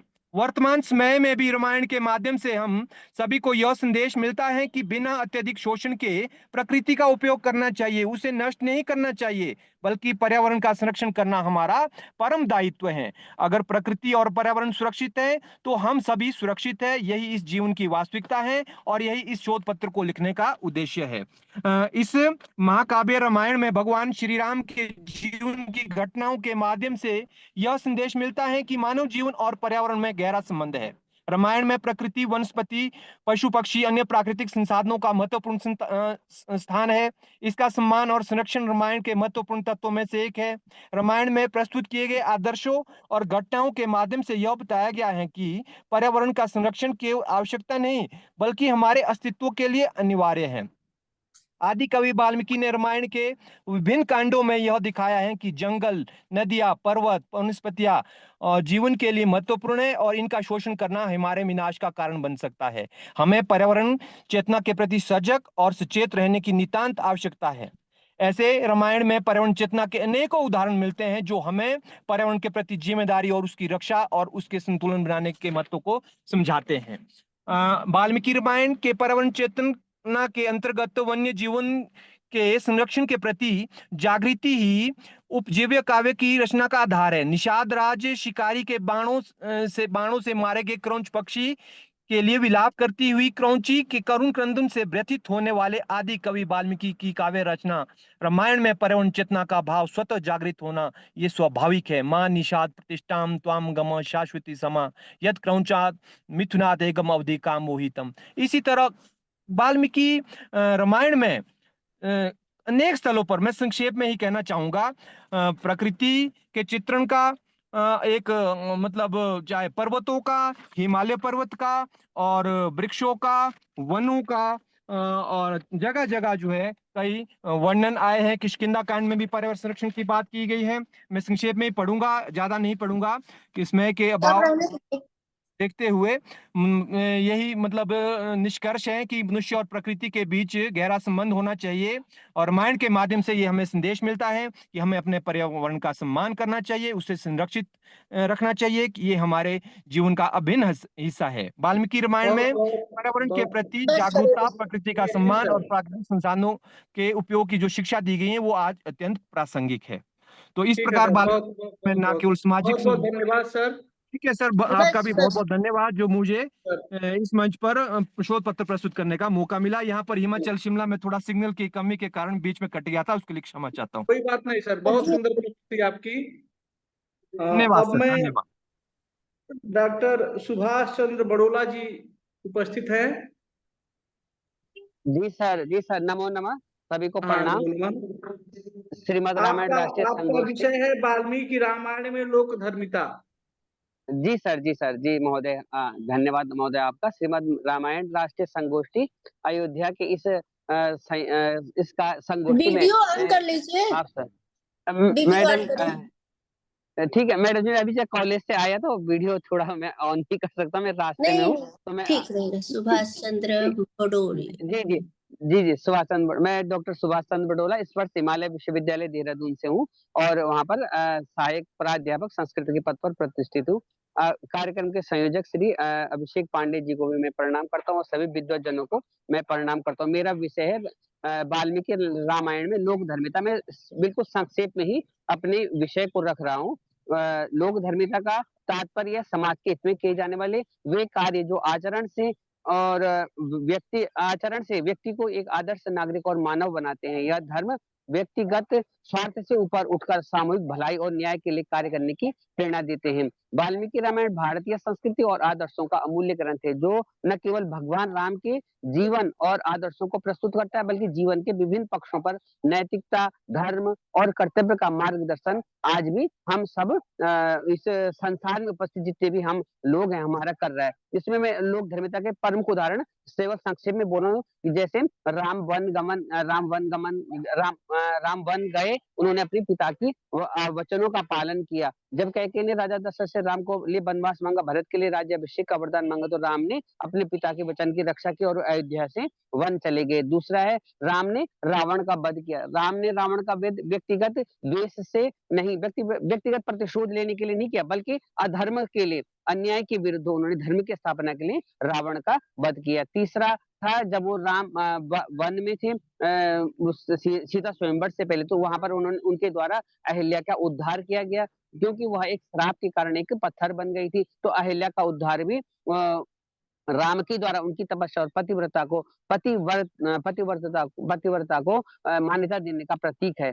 चौथा है सबरी की भक्ति। सबरी हर समय राम की भक्ति में लीन रहती थी और राम का वह नाम लेती थी। तो जब भगवान श्री राम वनवास के बाद लंका जीत करके जब वापस आए थे, तो वो सबरी के नहीं वनवास में थे, तो वनवास के दौरान वो सबरी के आश्रम में गए। तो ये एक हमको एक इस तरीके का रास्ता दिखाता है कि जो समाज का एक निचला तबका है, जो निम्न जिसे समझ सकते हैं हम, तो क्योंकि वह एक निम्न समाज से संबंध रखती थी, लेकिन भगवान श्री राम वहां गए, उन्होंने सच्चे हृदय से उस सबरी का आतिथ्य स्वीकार किया। तो ये लोक धर्मिता ही है। और वाल्मीकि रामायण हमें सिखाती है कि धर्म न केवल अनुष्ठानों तक ही सीमित नहीं है, बल्कि व्यक्ति के व्यवहार, आचरण और समाज के प्रति उसके दायित्व में भी प्रकट होता है। इसलिए निष्कर्ष रूप में कहा जा सकता है कि वाल्मीकि रामायण लोक धर्मिता केवल पौराणिक कथा ही नहीं है, बल्कि एक जीवंत प्रेरणा है, जो आज के समय में भी उतनी ही प्रासंगिक है। यह हमें समझने का अवसर देती है कि समाज का कल्याण और धर्म का पालन केवल व्यक्तिगत जीवन में नहीं, बल्कि पूरे समाज के लिए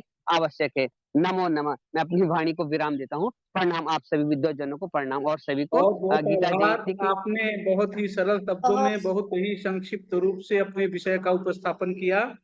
जी सर, प्रणाम सर, आप सभी को प्रणाम, सभी विद्वजन। डॉक्टर सूर्य प्रकाश शुक्ल जी उपस्थित हैं। जी सर।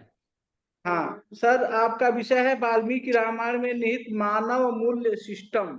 नहीं सर, जो टॉपिक है हमारा वाल्मीकि रामायण में निहित मानव मूल्य, वो आगे जो है तकनीकी कारण से प्रिंट हो गया था वो। जी। तो मेरा विषय है वाल्मीकि रामायण में नैतिक मूल्य। रामायण आदि काव्य है और महर्षि वाल्मीकि आदि कवि हैं। महर्षि वाल्मीकि रामायण में एक आदर्श समाज, राज्य तथा राष्ट्र के निर्माण के लिए उन नैतिक मूल्यों का निर्धारण किया है, जिन्हें व्यक्ति अपने जीवन में उतार कर स्वस्थ, आदर्शपूर्ण समाज एवं राष्ट्र का निर्माण कर सकता है।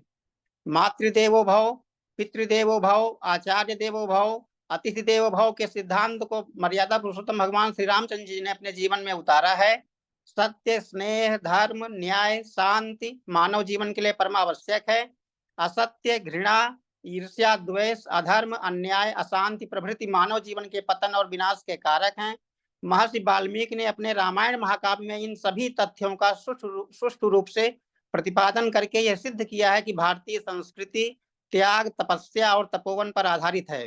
इन्हीं नैतिक मूल्यों का अनुसरण करने से व्यक्ति, राष्ट्र तथा संपूर्ण मानवता का कल्याण और अभ्युदय हो सकता है। श्री राम गुरु शुश्रूषया विद्या के सिद्धांत को अपनाते हैं। भगवान राम और लक्ष्मण गुरु वशिष्ठ और विश्वामित्र जी की सेवा करते हैं। उनके आशीर्वाद से वे बला और अतिबला विद्याओं को ग्रहण करते हैं। गुरु की कृपा और आशीर्वाद से ही उन्हें अद्वितीय शस्त्रों तथा शास्त्रों का ज्ञान प्राप्त हो सका। गुरु कार्याणि सर्वाणि नियुज्य कुशिकात्मजे उषुस्ताम रजनी तत्रसरभ्याम ससुखम त्रयः। राम सत्य, स्नेह, दान, तप, त्याग, मित्रता, पवित्रता, दयालुता, सरलता, विद्या, आज्ञाकारिता इत्यादि समस्त नैतिक गुणों से सुसंपन्न थे। सत्यम, दानम, तपस्त्यागो, मित्रता, शौचमार्जवम, विद्या च गुरु शुश्रूषया ध्रुवान एतानि राघवे। भगवान राम अपने पिता की सेवा और उनकी आज्ञा का पालन करना अपना महत्वपूर्ण कर्तव्य समझते हैं। इससे बढ़कर संसार में कोई धर्माचरण ही नहीं है। न यतो धर्मचरणम किंचिदस्ति महत्तरम यथा पितरि शुश्रूषया तत्सेवा वचन क्रिया। इस प्रकार हम भगवान राम राजा के रूप में भी उनका जो उज्जवल चरित्र आज हमारे लिए अनुकरणीय है। उन्होंने प्रजाहित के लिए स्वहितों का त्याग किया है। इस प्रकार नैतिक मूल्यों के परिपालन और रक्षण के कारण ही उनके साम्राज्य में सर्वत्र शांति और सुव्यवस्था कायम हुई। इन्हीं विशिष्टताओं को देखकर हम राष्ट्रपिता महात्मा गांधी जी ने राम राज्य की कल्पना की थी। इन्हीं शब्दों के साथ हम अपनी वाणी को विराम देते हैं। आप सभी का बहुत बहुत धन्यवाद। बहुत सुंदर प्रस्तुति है।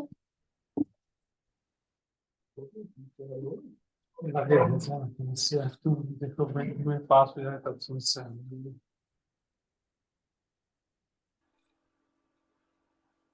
सर माइक म्यूट है, माइक म्यूट है। तो जाओगे हैं? फिर जाओगे। बहुत बहुत आभार सर। फोन आ रहा है वहां से, जल्दी आएंगे। डॉक्टर सुषमा जोशी जी है क्या? जी सर। हाँ, अपना पत्र पढ़िए। आपका विषय है वाल्मीकि रामायण का विभिन्न क्षेत्रों में प्रभाव। जी सर। सर्वेभ्यो नमो नमः। मैं डॉक्टर सुषमा जोशी, डीएसबी परिसर कुमाऊं विश्वविद्यालय नैनीताल संस्कृत विद्यालय में संस्कृत विभाग में प्राध्यापक के पद पर कार्यरत हूँ। मेरा विषय है वाल्मीकि रामायण का विभिन्न क्षेत्रों में प्रभाव। समय समय पर अनेक महापुरुषों ने इस भारत भूमि में जन्म लेकर के तथा अपनी लेखनी उठा करके अनेक ऐसे काव्य लिख डाले हैं जो कि आज दुर्लभ हैं। इन्हीं महापुरुषों में महर्षि वाल्मीकि भी एक दैदीप्यमान नक्षत्र के समान प्रकाशमान है, जो कि आज भी अपनी रचना रामायण के साथ साहित्य जगत रूपी आकाश में अपनी पूर्ण प्रतिभा के साथ चमकते हैं और अपने ज्ञान रूपी प्रकाश से आज भी हमारा पथ प्रदर्शन करते हैं।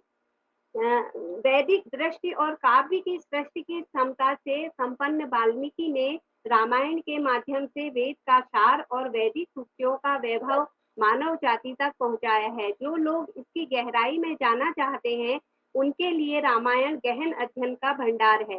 वाल्मीकि रामायण में राष्ट्र के निर्माण के लिए उन नैतिक मूल्यों का निर्धारण किया है। रामायण इतना महत्वपूर्ण काव्य है कि इसका विभिन्न क्षेत्रों में प्रभाव पड़ा है। राजनीतिक क्षेत्र में वाल्मीकि के समय की राजनीति बड़ी उच्च कोटि की थी। उनके सामने सभी राजनीतिक विचार तुच्छ प्रतीत होते हैं। हनुमान जी नीति के साक्षात मूर्ति थे, साथ ही सुग्रीव भी साक्षात नीति की थे। विभीषण के आने पर राम जब सबसे सम्मति मांगते हैं तो सुग्रीव अत्यंत नीतिपूर्ण भाषण देते हुए कहते हैं, यह शत्रु का भाई है, पता नहीं क्यों अकस्मात हमारी सेना में प्रवेश पाना चाहता है। इसी तरह लक्ष्मण भी महान नीतिज्ञ हैं। इसी कारण वे मारीच को पहले ही राक्षस बतला करके सीता को सावधान करते हैं। रामायण का सामाजिक क्षेत्र में प्रभाव भी पड़ा है। सामाजिक क्षेत्र में भी रामायण अपनी महत्वपूर्ण छाप छोड़ता है, क्योंकि रामायण में सभी ऐसे चरित्र हैं जो कि प्रत्येक व्यक्ति के हृदय पर अपनी अमिट मानवता की छाप छोड़ता है। श्री राम का नाम सुनते ही आदर्श पुत्र, आदर्श राजा व आदर्श पति, आदर्श भ्राता का स्मरण होता है। इसी प्रकार लक्ष्मण ऐसे पात्र के रूप में दृष्टिगोचर होते हैं जो कि भ्राता के प्रति प्राणों को समर्पित करने वाले तथा भ्राता के कारण समस्त वैभव को ठुकरा देने वाले प्रतीत होते हैं। साहित्यिक क्षेत्र में भी रामायण का अपना महत्वपूर्ण प्रभाव पड़ा है। रामायण में जिस मधुर व सरस शैली का वर्णन महर्षि वाल्मीकि ने किया है, उसका प्रभाव संपूर्ण साहित्य जगत में पड़ा है। काव्यात्मा का जितना सटीक चित्रण वाल्मीकि ने किया है उतना अन्य दुर्लभ है। वैदर्भी शैली का प्रयोग वाल्मीकि ने किया है। सांस्कृतिक क्षेत्र में भी रामायण अपने महत्व को प्रदर्शित करता है, क्योंकि रामायण में अनेक संस्कृतियों का भी संगम है। ईश्वर, मनुष्य, राक्षस तथा बंदर आदि का साथ ही उल्लेख करके वाल्मीकि ने सभी को एक सूत्र में बात करके महान संस्कृति का आदर्श स्थापित किया है। साथ ही वाल्मीकि ने अपनी रचना में केवल एक ही पक्ष को सम्मान न दे करके सभी पक्षों को सदा सम्मान दिया है। धार्मिक क्षेत्र में भी रामायण का महत्वपूर्ण स्थान है, क्योंकि इसका समग्र चिंतन करने पर सर्वत्र श्री राम की ईश्वरता दिखलाई पड़ती है। इसका प्रत्येक श्लोक श्री राम की शक्तिमत्ता, लोकोत्तर, धर्म प्रियता, वत्सलता को प्रदर्शित करता है। निष्कर्ष रूप में यह कहा जा सकता है कि वाल्मीकि की प्रतिभा ने रामायण में जिस अमृत रस का सन्निवेश किया है वह सदा कविजनों को आप्यायित करता रहेगा। मानव मूल्यों के अंकन में, काव्य के सुचारू आदर्श के चित्रण में, जीवन को उदात्त बनाने की कला में, सत्य तथा शिव के साथ सुंदरम के मधुरमय सामंजस्य में वाल्मीकि की वाणी विश्व के सामने एक भव्य आदर्श उपस्थित करके जनता के हृदय को सदा आप्यायित करती रहेगी। सर धन्यवाद सर। नमस्कार सर। बहुत बहुत आभार मैम आपका भी, आपने बहुत कम समय में सार सर तत्व को रख मैंने ये दिया। सर हमारे वहाँ एग्जाम चल रहे हैं सर सेमेस्टर के, पर मैंने जी, ये जी। वही लिखा सर, जितना भी लिखा मैंने वहाँ बहुत जुबान सुंदर। नहीं लिखा। बहुत सुंदर, बहुत सुंदर। बहुत अच्छा। डॉक्टर बाल खड़े भूपेंद्र अरुण जी हैं क्या? नमस्कार सर। जी सर धन्यवाद सर। जी, बहुत ही संक्षिप्त शब्दों में सार तत्व आप उपस्थापित करें सर। जी सर, प्रयत्न ही करता हूँ। ओम इदम नमः ऋषिभ्यः पूर्वेभ्यः पूर्वजेभ्यः पतिकृद्भ्यः लोके रामायणमिति विषमधिकृत्य अस्याः संगोष्ठ्याः आयोजकेभ्यः सादरं प्रणतिततिं निवेद्यन्ते। अथ च अहं स्वविषयस्थापनं करोमि। साहित्यं समाजस्य दर्पणमिति मन्यन्ते बुधैः। सामाजिकव्यवस्थायां साहित्यमेकं महत्वपूर्णम् आस्पदं विभजते। रामायणम् अस्माकं पुरतः कर्तव्यप्रधानत्वात् सर्वश्रेष्ठं वैशिष्ट्यं विलक्षणतां च प्रस्तवीति। एतादृक् महाकाव्ये सामाजिक्या व्यवस्थायाः चिन्तनमेव अस्मिन् शोधप्रपत्रस्य अभिधेयम् उद्देश्यं च वर्तते। रामायणे वर्णधर्मानुसारेण श्रेणीविभाजनम्। वर्णः इति शब्दस्य उत्पत्तिः वृधातुना स्वीक्रियते। वर्णगुणकर्माधारे समाजं विभिन्नस्तरेषु विभक्तीकरणस्य एका प्रक्रिया वर्ण इति शब्दे निहिता वर्तते। यथा गीतायां भगवता श्रीकृष्णेन उक्तं चातुर्वर्ण्यं मया श्रेष्ठं गुणकर्म विभागशः, तद्वदेव महर्षिणा वाल्मीकिना विरचिते रामायणे अपि वर्णव्यवस्थायाम् अस्मिन् संदर्भे एव मान्यता लब्धा। वाल्मीकि ऋग्वेदीय वर्णितायाः वर्णोत्पत्तेः मान्यतां स्वीकरोति। मुखतो ब्राह्मणः जाता उरसः क्षत्रियस्तथा उरुभ्यां जज्जिरे वैश्या पद्भ्यां शूद्र इति स्थितिः। रामायणे वर्णव्यवस्थायाः स्वरूपं रामस्य संदर्भे महर्षि नारद रामचरितं श्रावयन् वदति, ते संसारे चतुर्वर्णान् स्वस्वधर्मनिरताः नियोक्ष्यन्ति। तथा च राक्षसेष्वपि ब्रह्मराक्षसः क्षत्रियराक्षसः आदीनां धर्मपालनकर्तॄणां राक्षसानां संकेतोऽपि प्राप्यते। यज्ञयागादि सम्पादने अपि सर्वेषां वर्णानां सहभागित्वं दरीदृश्यते। वशिष्ठस्य एष निर्देशो अस्ति यत् समाजे एतादृशी व्यवस्था भवेत् येन सर्ववर्णानां जनाः सुसंस्कृताः सम्मानिताः स्युः, एवञ्च कस्यचिदपि अवमानना न भवेत्। ब्राह्मणवर्णः रामायण काले ब्राह्मणः वेदाध्ययन यज्ञकर्मणि च निरताः आसन्। स्वकर्म निरताः नित्यं ब्राह्मणाः विजितेन्द्रियाः दानाध्ययनशीला एवं संयता प्रतिग्रहे पौरोहित्यकर्मणा ते राज्य राजनीतिक परामर्शदातृरूपेण नियुक्ताः। क्षत्रियवर्णाः रामायण क्षत्रियाणाम् आद्य कर्तव्यं सर्ववर्णानां रक्षणं पोषणं च आसीत्, किन्तु दाने पेते महती श्रद्धां ददाति। वैश्यवर्णः रामायणे गोप्रभृति पशूनां रक्षणं कृषि व्यापार यज्ञकर्म सम्पादनं दानम् इत्येतानि वैश्यानां मुख्य कर्तव्यानि आसन्। उच्यते किंचित ते दैता सर्वे कृषि गोरक्ष जीविनः वातायां संसदस्तात लोकोऽयं सुखमेधते। शूद्रवर्ण यद्यपि स्मृत्यनुसारेण वेदाध्ययनस्य तपस्यायाश्च अधिकारः शूद्रवर्णं नासीत्, किन्तु रामायणे शूद्रः अपि यज्ञकर्म सम्पादन सहायार्थम् आमन्त्र्यते। वर्णानां परिवर्तनशील प्रकृति रामायणे वर्णानां प्रकृति कुत्रचित् कर्माधारिता कुत्रचित् जन्माधारिता दरीदृश्यते। यथा महर्षि पदाधिष्ठिते विश्वामित्रस्य साधुवादः कुर्वन् ब्रह्मा उक्तवान् यत् भगवान् स्वार्जिते शुभगुणैः ऋषित्वम् अवाप्तम् इति। वर्णेतरं कार्यं प्रति प्रयत्नशीलत्वात् अथवा ऋषिशापभाजनत्वात् वर्णपरिवर्तनस्य उदाहरणमपि रामायणे अवलोक्यते। यथा वसिष्ठमुनिः शापवशात् राजा त्रिशङ्कुः चाण्डालो अभवत्। रामायणे विवाहस्थितिः रामायणे पत्नी विना यज्ञाधिकारस्य विचारणा नासीत्, अतः विवाहस्य निर्वहणं सर्वेषु जातिषु समानमेव दृश्यते। धार्मिक कर्तव्यानां पालनदृशः रामायणे अश्वमेध यज्ञे रामेण देव्या सीतायाः अभावात् तस्याः स्वर्ण प्रतिमा संस्थापिता। संतानोत्पत्ति दृशा भी परिलक्षिते। यथा राजा दशरथ बहुपत्नी सन्नपि पुत्र कामे अपुत्रेष्टि यज्ञं सम्पादितवान्। जीवन मित्र चयन विधि रामायणे पितॄणाम् आज्ञाम् अंतरेण युव युवतयः विवाह संबंधं नेच्छन्ति स्म। यथा राम लक्ष्मण भरतानां विवाह संबंधावसरे राजा जनकः स्वदूतान् राज्य दशरथस्य विवाहार्थं स्वीकृत्य ग्रहणाय अयोध्यां प्रति प्रेषयति, तथैव राजर्षे कुशनाभस्य कन्या पितराज्ञां विना वायोः विवाह प्रस्तावं न स्वीकुर्वन्ति। विवाह भेदः रामायणे विवाह द्वैविध्यं दरीदृश्यते। एक विवाह तथा च बहुविवाह। तत्र बहुविवाहे बहुपत्नी विवाह अपरत्र बहुपति विवाह। एक विवाह रामायणे रामस्य चरित्र चित्रणेन एक विवाह स्थापना महर्षि वाल्मीके प्रयासः दृश्यते। यथोक्तं वाल्मीकिना इष्टयज्ञो नरपति पुत्रद्वय समन्वित न सीतायाः पराभार्या वव्रे स रघुनन्दन।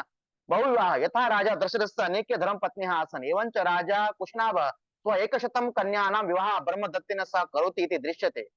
किंतु रामायणे कुत्रापि बहुपति विवाहस्य कुत्रापि वर्णना नोपलभ्यते इति निश्चप्रचम्। रामायणे कुटुंब व्यवस्था अयोध्यावासिनां परिवारः सुसम्पन्नः सुखिनश्चासन् एतद् विजायते। उक्तं च रामायणे आर्य परिवारः सत्तात्मदृशा पितृसत्तात्मकः आसन्। यथा श्रीरामस्य वनगमनावसरे मातुः कौशल्यायाः कथनं मयि पित्राज्ञा उल्लङ्घन शक्तिर्नास्ति इति, तथैव च रामस्य कौशल्यां प्रति वचनं त्वया मया च वैदेह्या लक्ष्मणेन सुमित्रया पितृनियोगे स्थातव्यम् एष धर्मः सनातनः। रामायणे नारीणां स्थितिः कौशल्याया एते शब्दा वत्स राम पति प्रभुत्व कालेपि मत्सदृशा पत्नी चेष्टां यत् कल्याणं सुखं वा प्राप्येत तन्न प्राप्तमिति कदापि। एवं जायते पितृसत्तात्मकेषु परिवारेषु नारी माता पत्नी भगिनी च एवं रूपेण पुत्री रूपेण आजीवनं पुरुषस्यैव अधीना दृश्यते इति नारी। वस्तुतस्तु नारी चरित्राणां वैविध्यम् अत्र दृश्यते। वस्तुतस्तु रामायणे एका अस्ति दुष्ट प्रकृति का नारी, अपरा च सती साध्वी तपस्विन्यः नार्य। दुष्ट प्रकृति का नारीणां विषये महर्षि वाल्मीकि कथयति असत्यशीला विकृता दुर्गा हृदयहृदः असत्य आपाप संकल्पा क्षण मात्र विरागिणः। विपरीतमस्य वाल्मीकि सती साध्वीनां विषये वदति साध्वीनां तु सीतानां तु शिले सत्ये सुप्ते स्थिते त्रित्वं पवित्रं परमं पतिरेको विशिष्यते।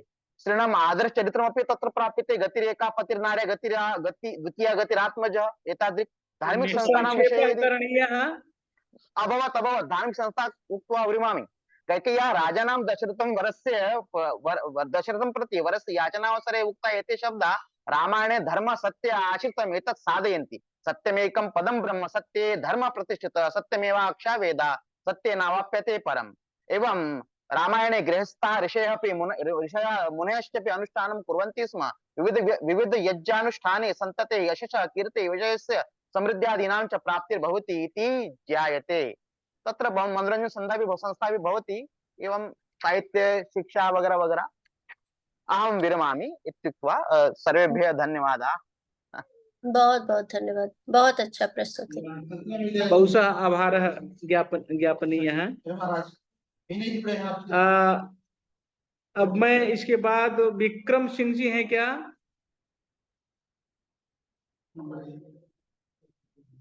शालिनी शुक्ला जी हैं क्या? जी सर। हाँ, बहुत ही नमो नमः। संक्षेप में अपना विषय रखें। जी सर। सर्वेभ्यः नमो नमः। मेरा शोध का विषय है वाल्मीकि रामायण में नीति बोध। आदिकवि वाल्मीकि कृत आदिकाव्य रामायण भारतीय संस्कृति का एक अमूल्य रत्न है। इसमें सामाजिक, राजनीतिक, सांस्कृतिक और अर्थनीति संबंधी नैतिक मूल्यों का वर्णन मिलता है। महर्षि वाल्मीकि ने अपने इस काव्य ग्रंथ में परिवार, समाज और राष्ट्र के संबंध में अनेक उत्कृष्ट मानदंड निर्धारित किए हैं। रामायण में नीति का तात्पर्य जीवन के विभिन्न क्षेत्रों में नैतिकता, धर्म और कर्तव्य के पालन से है, चाहे वह राजधर्म हो, पारिवारिक धर्म हो या सामाजिक धर्म। कथानक के नायक राम का चरित्र सत्य, दान, तप, त्याग, मैत्री, पवित्रता, करुणा और सरलता से परिपूर्ण है। श्री राम ने अपने राज्याभिषेक के स्थान पर पिता की आज्ञा का पालन कर वनवास को चुना। यह राजधर्म और पितृभक्ति का उदाहरण है। सीता का अपने पति श्री राम के साथ वन में कठिनाई सहने और अपनी मर्यादा बनाए रखने का संकल्प उनकी सहनशीलता और पवित्रता का एक उत्कृष्ट उदाहरण प्रस्तुत करता है। एक मनुष्य को वास्तविक रूप में मनुष्य बनाने के लिए जिन सद्गुणों की आवश्यकता होती है, राम उन सब के समुच्चय हैं। वे पवित्रता, सरलता और क्षमाशीलता के गुणों के साथ साथ सत्यवादी भी हैं।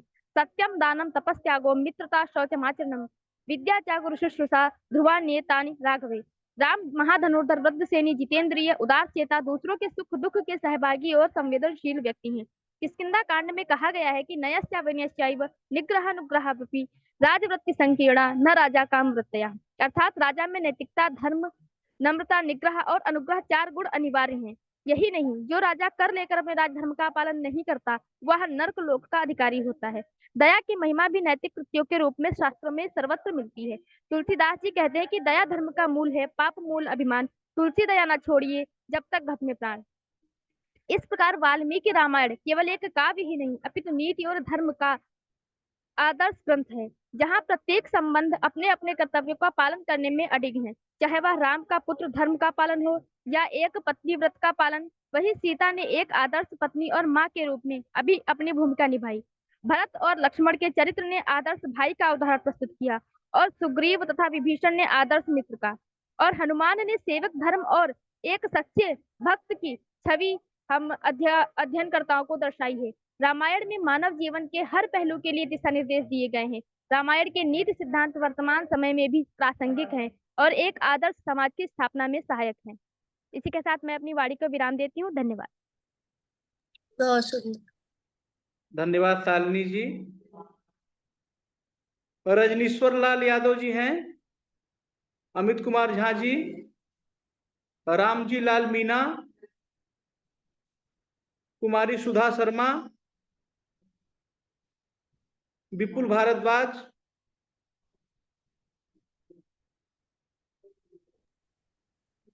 और ये ईशा हैं, ईशा नीलेश भाई,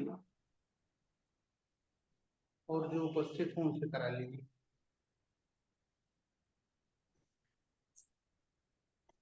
आवाज मेरी मिल रही मैम? जी जी जी। लगता है कि अच्छा, यज्ञ सदरानी ये शोधक छात्र हैं। लगता है सब लेफ्ट हो गए हैं। अच्छा, इनके अलावा कोई अपना माने जिनका नाम हम नहीं बोले हैं और वो अपने शोध पत्र का वाचन करना चाहते हैं, ऐसा कोई है? हाँ, कोई इच्छुक हो तो अपना शोध पत्र वाचन करे। हमको लगता है मैम हो गया है। सब अब अगले लोग से जी जी जी सब लेफ्ट हो गए हैं जो तो बाकी होंगे वो तीसरे सेशन में अपना शोध पत्र वाचन कर लेंगे। जी जी जी। तो मैं बहुत कुछ न कहता हुआ, क्योंकि समय आगे बढ़ रहा है, समय को रुका नहीं जा सकता है। आज की सत्राध्यक्ष आदरणीय मैम डॉक्टर वंदना द्विवेदी जी, आप आचार्य हैं नवयुग कन्या महाविद्यालय लखनऊ में। सादर अनुरोध करता हूं कि अध्यक्षीय वक्तव्य हम सभी के बीच में उपस्थापित करें। जी, आज मैं अपने आभासीय मंच पर उपस्थित सभी गुरुजनों को, सभी विद्वत जनों को तथा सभी संस्कृत सुधी जनों को आज मोक्षदा एकादशी और गीता जयंती की हार्दिक शुभकामनाएं प्रेषित करती हूँ। आज यह बहुत ही पुनीत अवसर है कि मोक्षदा एकादशी है और हम लोग लोके रामायणम ऐसे विषय को लेकर आज इस गोष्ठी पर चर्चा कर रहे हैं। चतुर्वेद प्रचार संस्थानम वाराणसी, साकेत स्नातकोत्तर महाविद्यालय अयोध्या, श्री त्रिदंडी देव संस्कृत महाविद्यालय अयोध्या के संयुक्त तत्वाधान में आज ऐसे पुनीत विषय पर इस गोष्ठी पर विचार मंथन हो रहा है। और आज के इस सत्र में 15 प्रतिभागियों ने अपना शोध पत्र वाचन किया, जिसमें से 16 मैम 15 है सर। एक शशि प्रभा गौतम को आपने बोला था, वो उपस्थित नहीं थी, तो जो भी हो 15 या 16, हमने 15 लिखा था इसलिए बता दिए। जी, कोई बात नहीं। हर किसी का, प्रत्येक प्रतिभागी ने अपने शोध पत्र वाचन में बहुत ही मुख्य रूप से अपने विषयों को बहुत ही अच्छे से वर्णित किया था। जैसा कि डॉक्टर एस मुकुंदन थे, डॉक्टर यशवंत यादव जो कि वाल्मीकि समाज में वर्णित अवधपुरी का अतीत और वर्तमान में ऐतिहासिक दृष्टि से वर्णन किया था। अर्चना सिंह जी, डॉक्टर भूपेंद्र नारायण झा जो वाल्मीकि रामायण में राजधर्म पर, इनका बड़ा ही उत्कृष्ट व्याख्यान रहा। डॉक्टर धरणीधरण जो नैतिक मूल्यों की वाल्मीकि रामायण में विस्तृत उस पर अपना प्रकाश डाले हैं। मनोज द्विवेदी जी रामायण कालीन नारी पर अपने विचार व्यक्त किए। डॉक्टर वंदना जो सीतापुर से थी, वर्तमान समय में रामायण की उपयोगिता विषय पर। डॉक्टर सरोज कुमारी वाल्मीकि रामायण में वर्णित राजधर्म, जिसमें कि उन्होंने लोकतांत्रिक मूल्यों को अपने व्याख्यान में, अपने शोध पत्र में मुख्य रूप से व्यवस्थित किया था। डॉक्टर कल्पना शर्मा जिसने एक नया विषय लिया था कि नृत्य का वर्णन उन्होंने वैदिक संस्कृत से जोड़ते हुए और वाल्मीकि रामायण तक उन्होंने प्रस्तुत किया था। डॉक्टर राकेश शर्मा जो कि वाल्मीकि रामायण में पर्यावरणीय चेतना पर अपने विचार व्यक्त किए थे।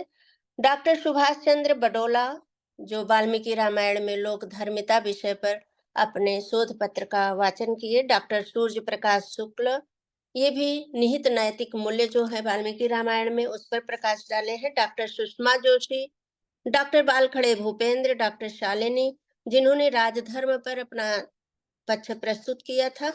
इस तरह से हम देखते हैं कि जो हमारे इस संगोष्ठी में आज के प्रतिभागी थे इस सत्र के, उन्होंने बहुत ही बखूबी अपने शोध पत्र का वाचन किया है। इसके लिए मैं सभी को हार्दिक धन्यवाद देती हूँ, आभार व्यक्त करती हूँ और अपने जो आयोजक मंडल हैं उनके प्रति मैं विशेष रूप से आभार व्यक्त करती हूँ। डॉक्टर अभिषेक पांडे जी जो मेरे साथ जुड़े हुए हैं, संचालन कर रहे हैं। बहुत ही अच्छा लगा आप लोगों से जुड़कर और आप लोगों ने मुझे इस योग्य समझा, मुझे इस मंच पर, आभासी मंच पर आपने अवसर दिया। इसके लिए मैं बहुत बहुत आप लोगों को धन्यवाद प्रस्तुत करती हूँ, प्रेषित करती हूँ। बहुत बहुत आभार सर। जयत संस्कृतम, जयत भारतम। बहुत बहुत आभार मैम।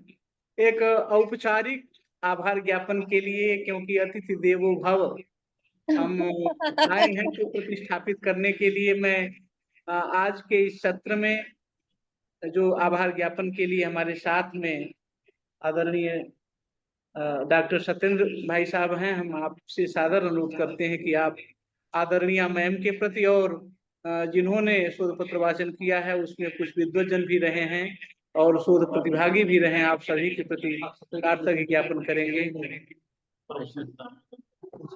आदरणीय सर जी बहुत बहुत धन्यवाद अभिषेक जी।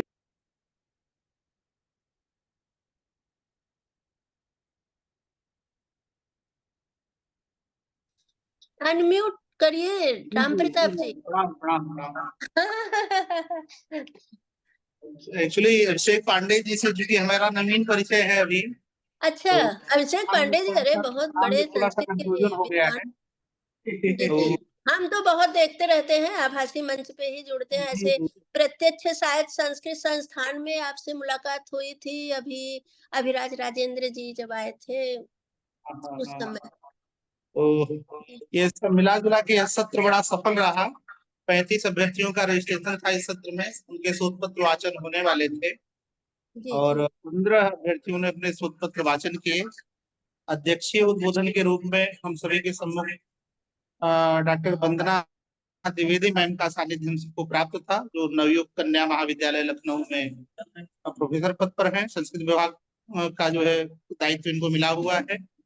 आप जैसे विदुषी और वाल्मीकि रामायण पे शायद मैम का विशेष कार्य है, तो एकादशी और गीता जयंती और अवधपुरी में जो यह क्रम चल रहा है लोके रामायणम विषय, तो यह तीनों मिलाकर के कुशल संयोग था और हम सभी शोध पत्र से संबंधित जो भी विषय विद्वानों ने उपस्थापित किया उनके प्रति और चातुर्वेद संस्कृत प्रचार संस्थान की तरफ से और इस आयोजन की तरफ से तदन संस्कृत महाविद्यालय अयोध्या की तरफ से और यहाँ पर उपस्थित आभासी पटल पे जितने शोध पत्र वाचन किए विद्वानों ने उनके प्रति और मैम के प्रति सादर आभार ज्ञापित करते हैं। और साथ ही भविष्य में जब भी ऐसे आयोजन हो तो आपके समायोजन की अपेक्षा भी रखते हैं कि ताकि आपका सानिध्य महाराजा सुहेलदेव में तो आते जी। शांति मंत्र के साथ इस सत्र को हम संपूर्ति के रूप में जाएंगे। 2 लाइन बताना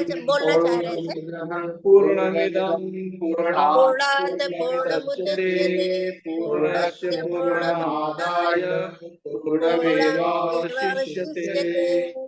ओम शांति शांति शांति शांति। जय राम तुम्हारा काव्य, राम तुम्हारा चरित स्वयं ही काव्य है, कोई कभी बन जाए सहज संभाव्य है। इन्हीं पंक्तियों के साथ सभी को शुभ संध्या। जय श्री राम। जय श्री राम।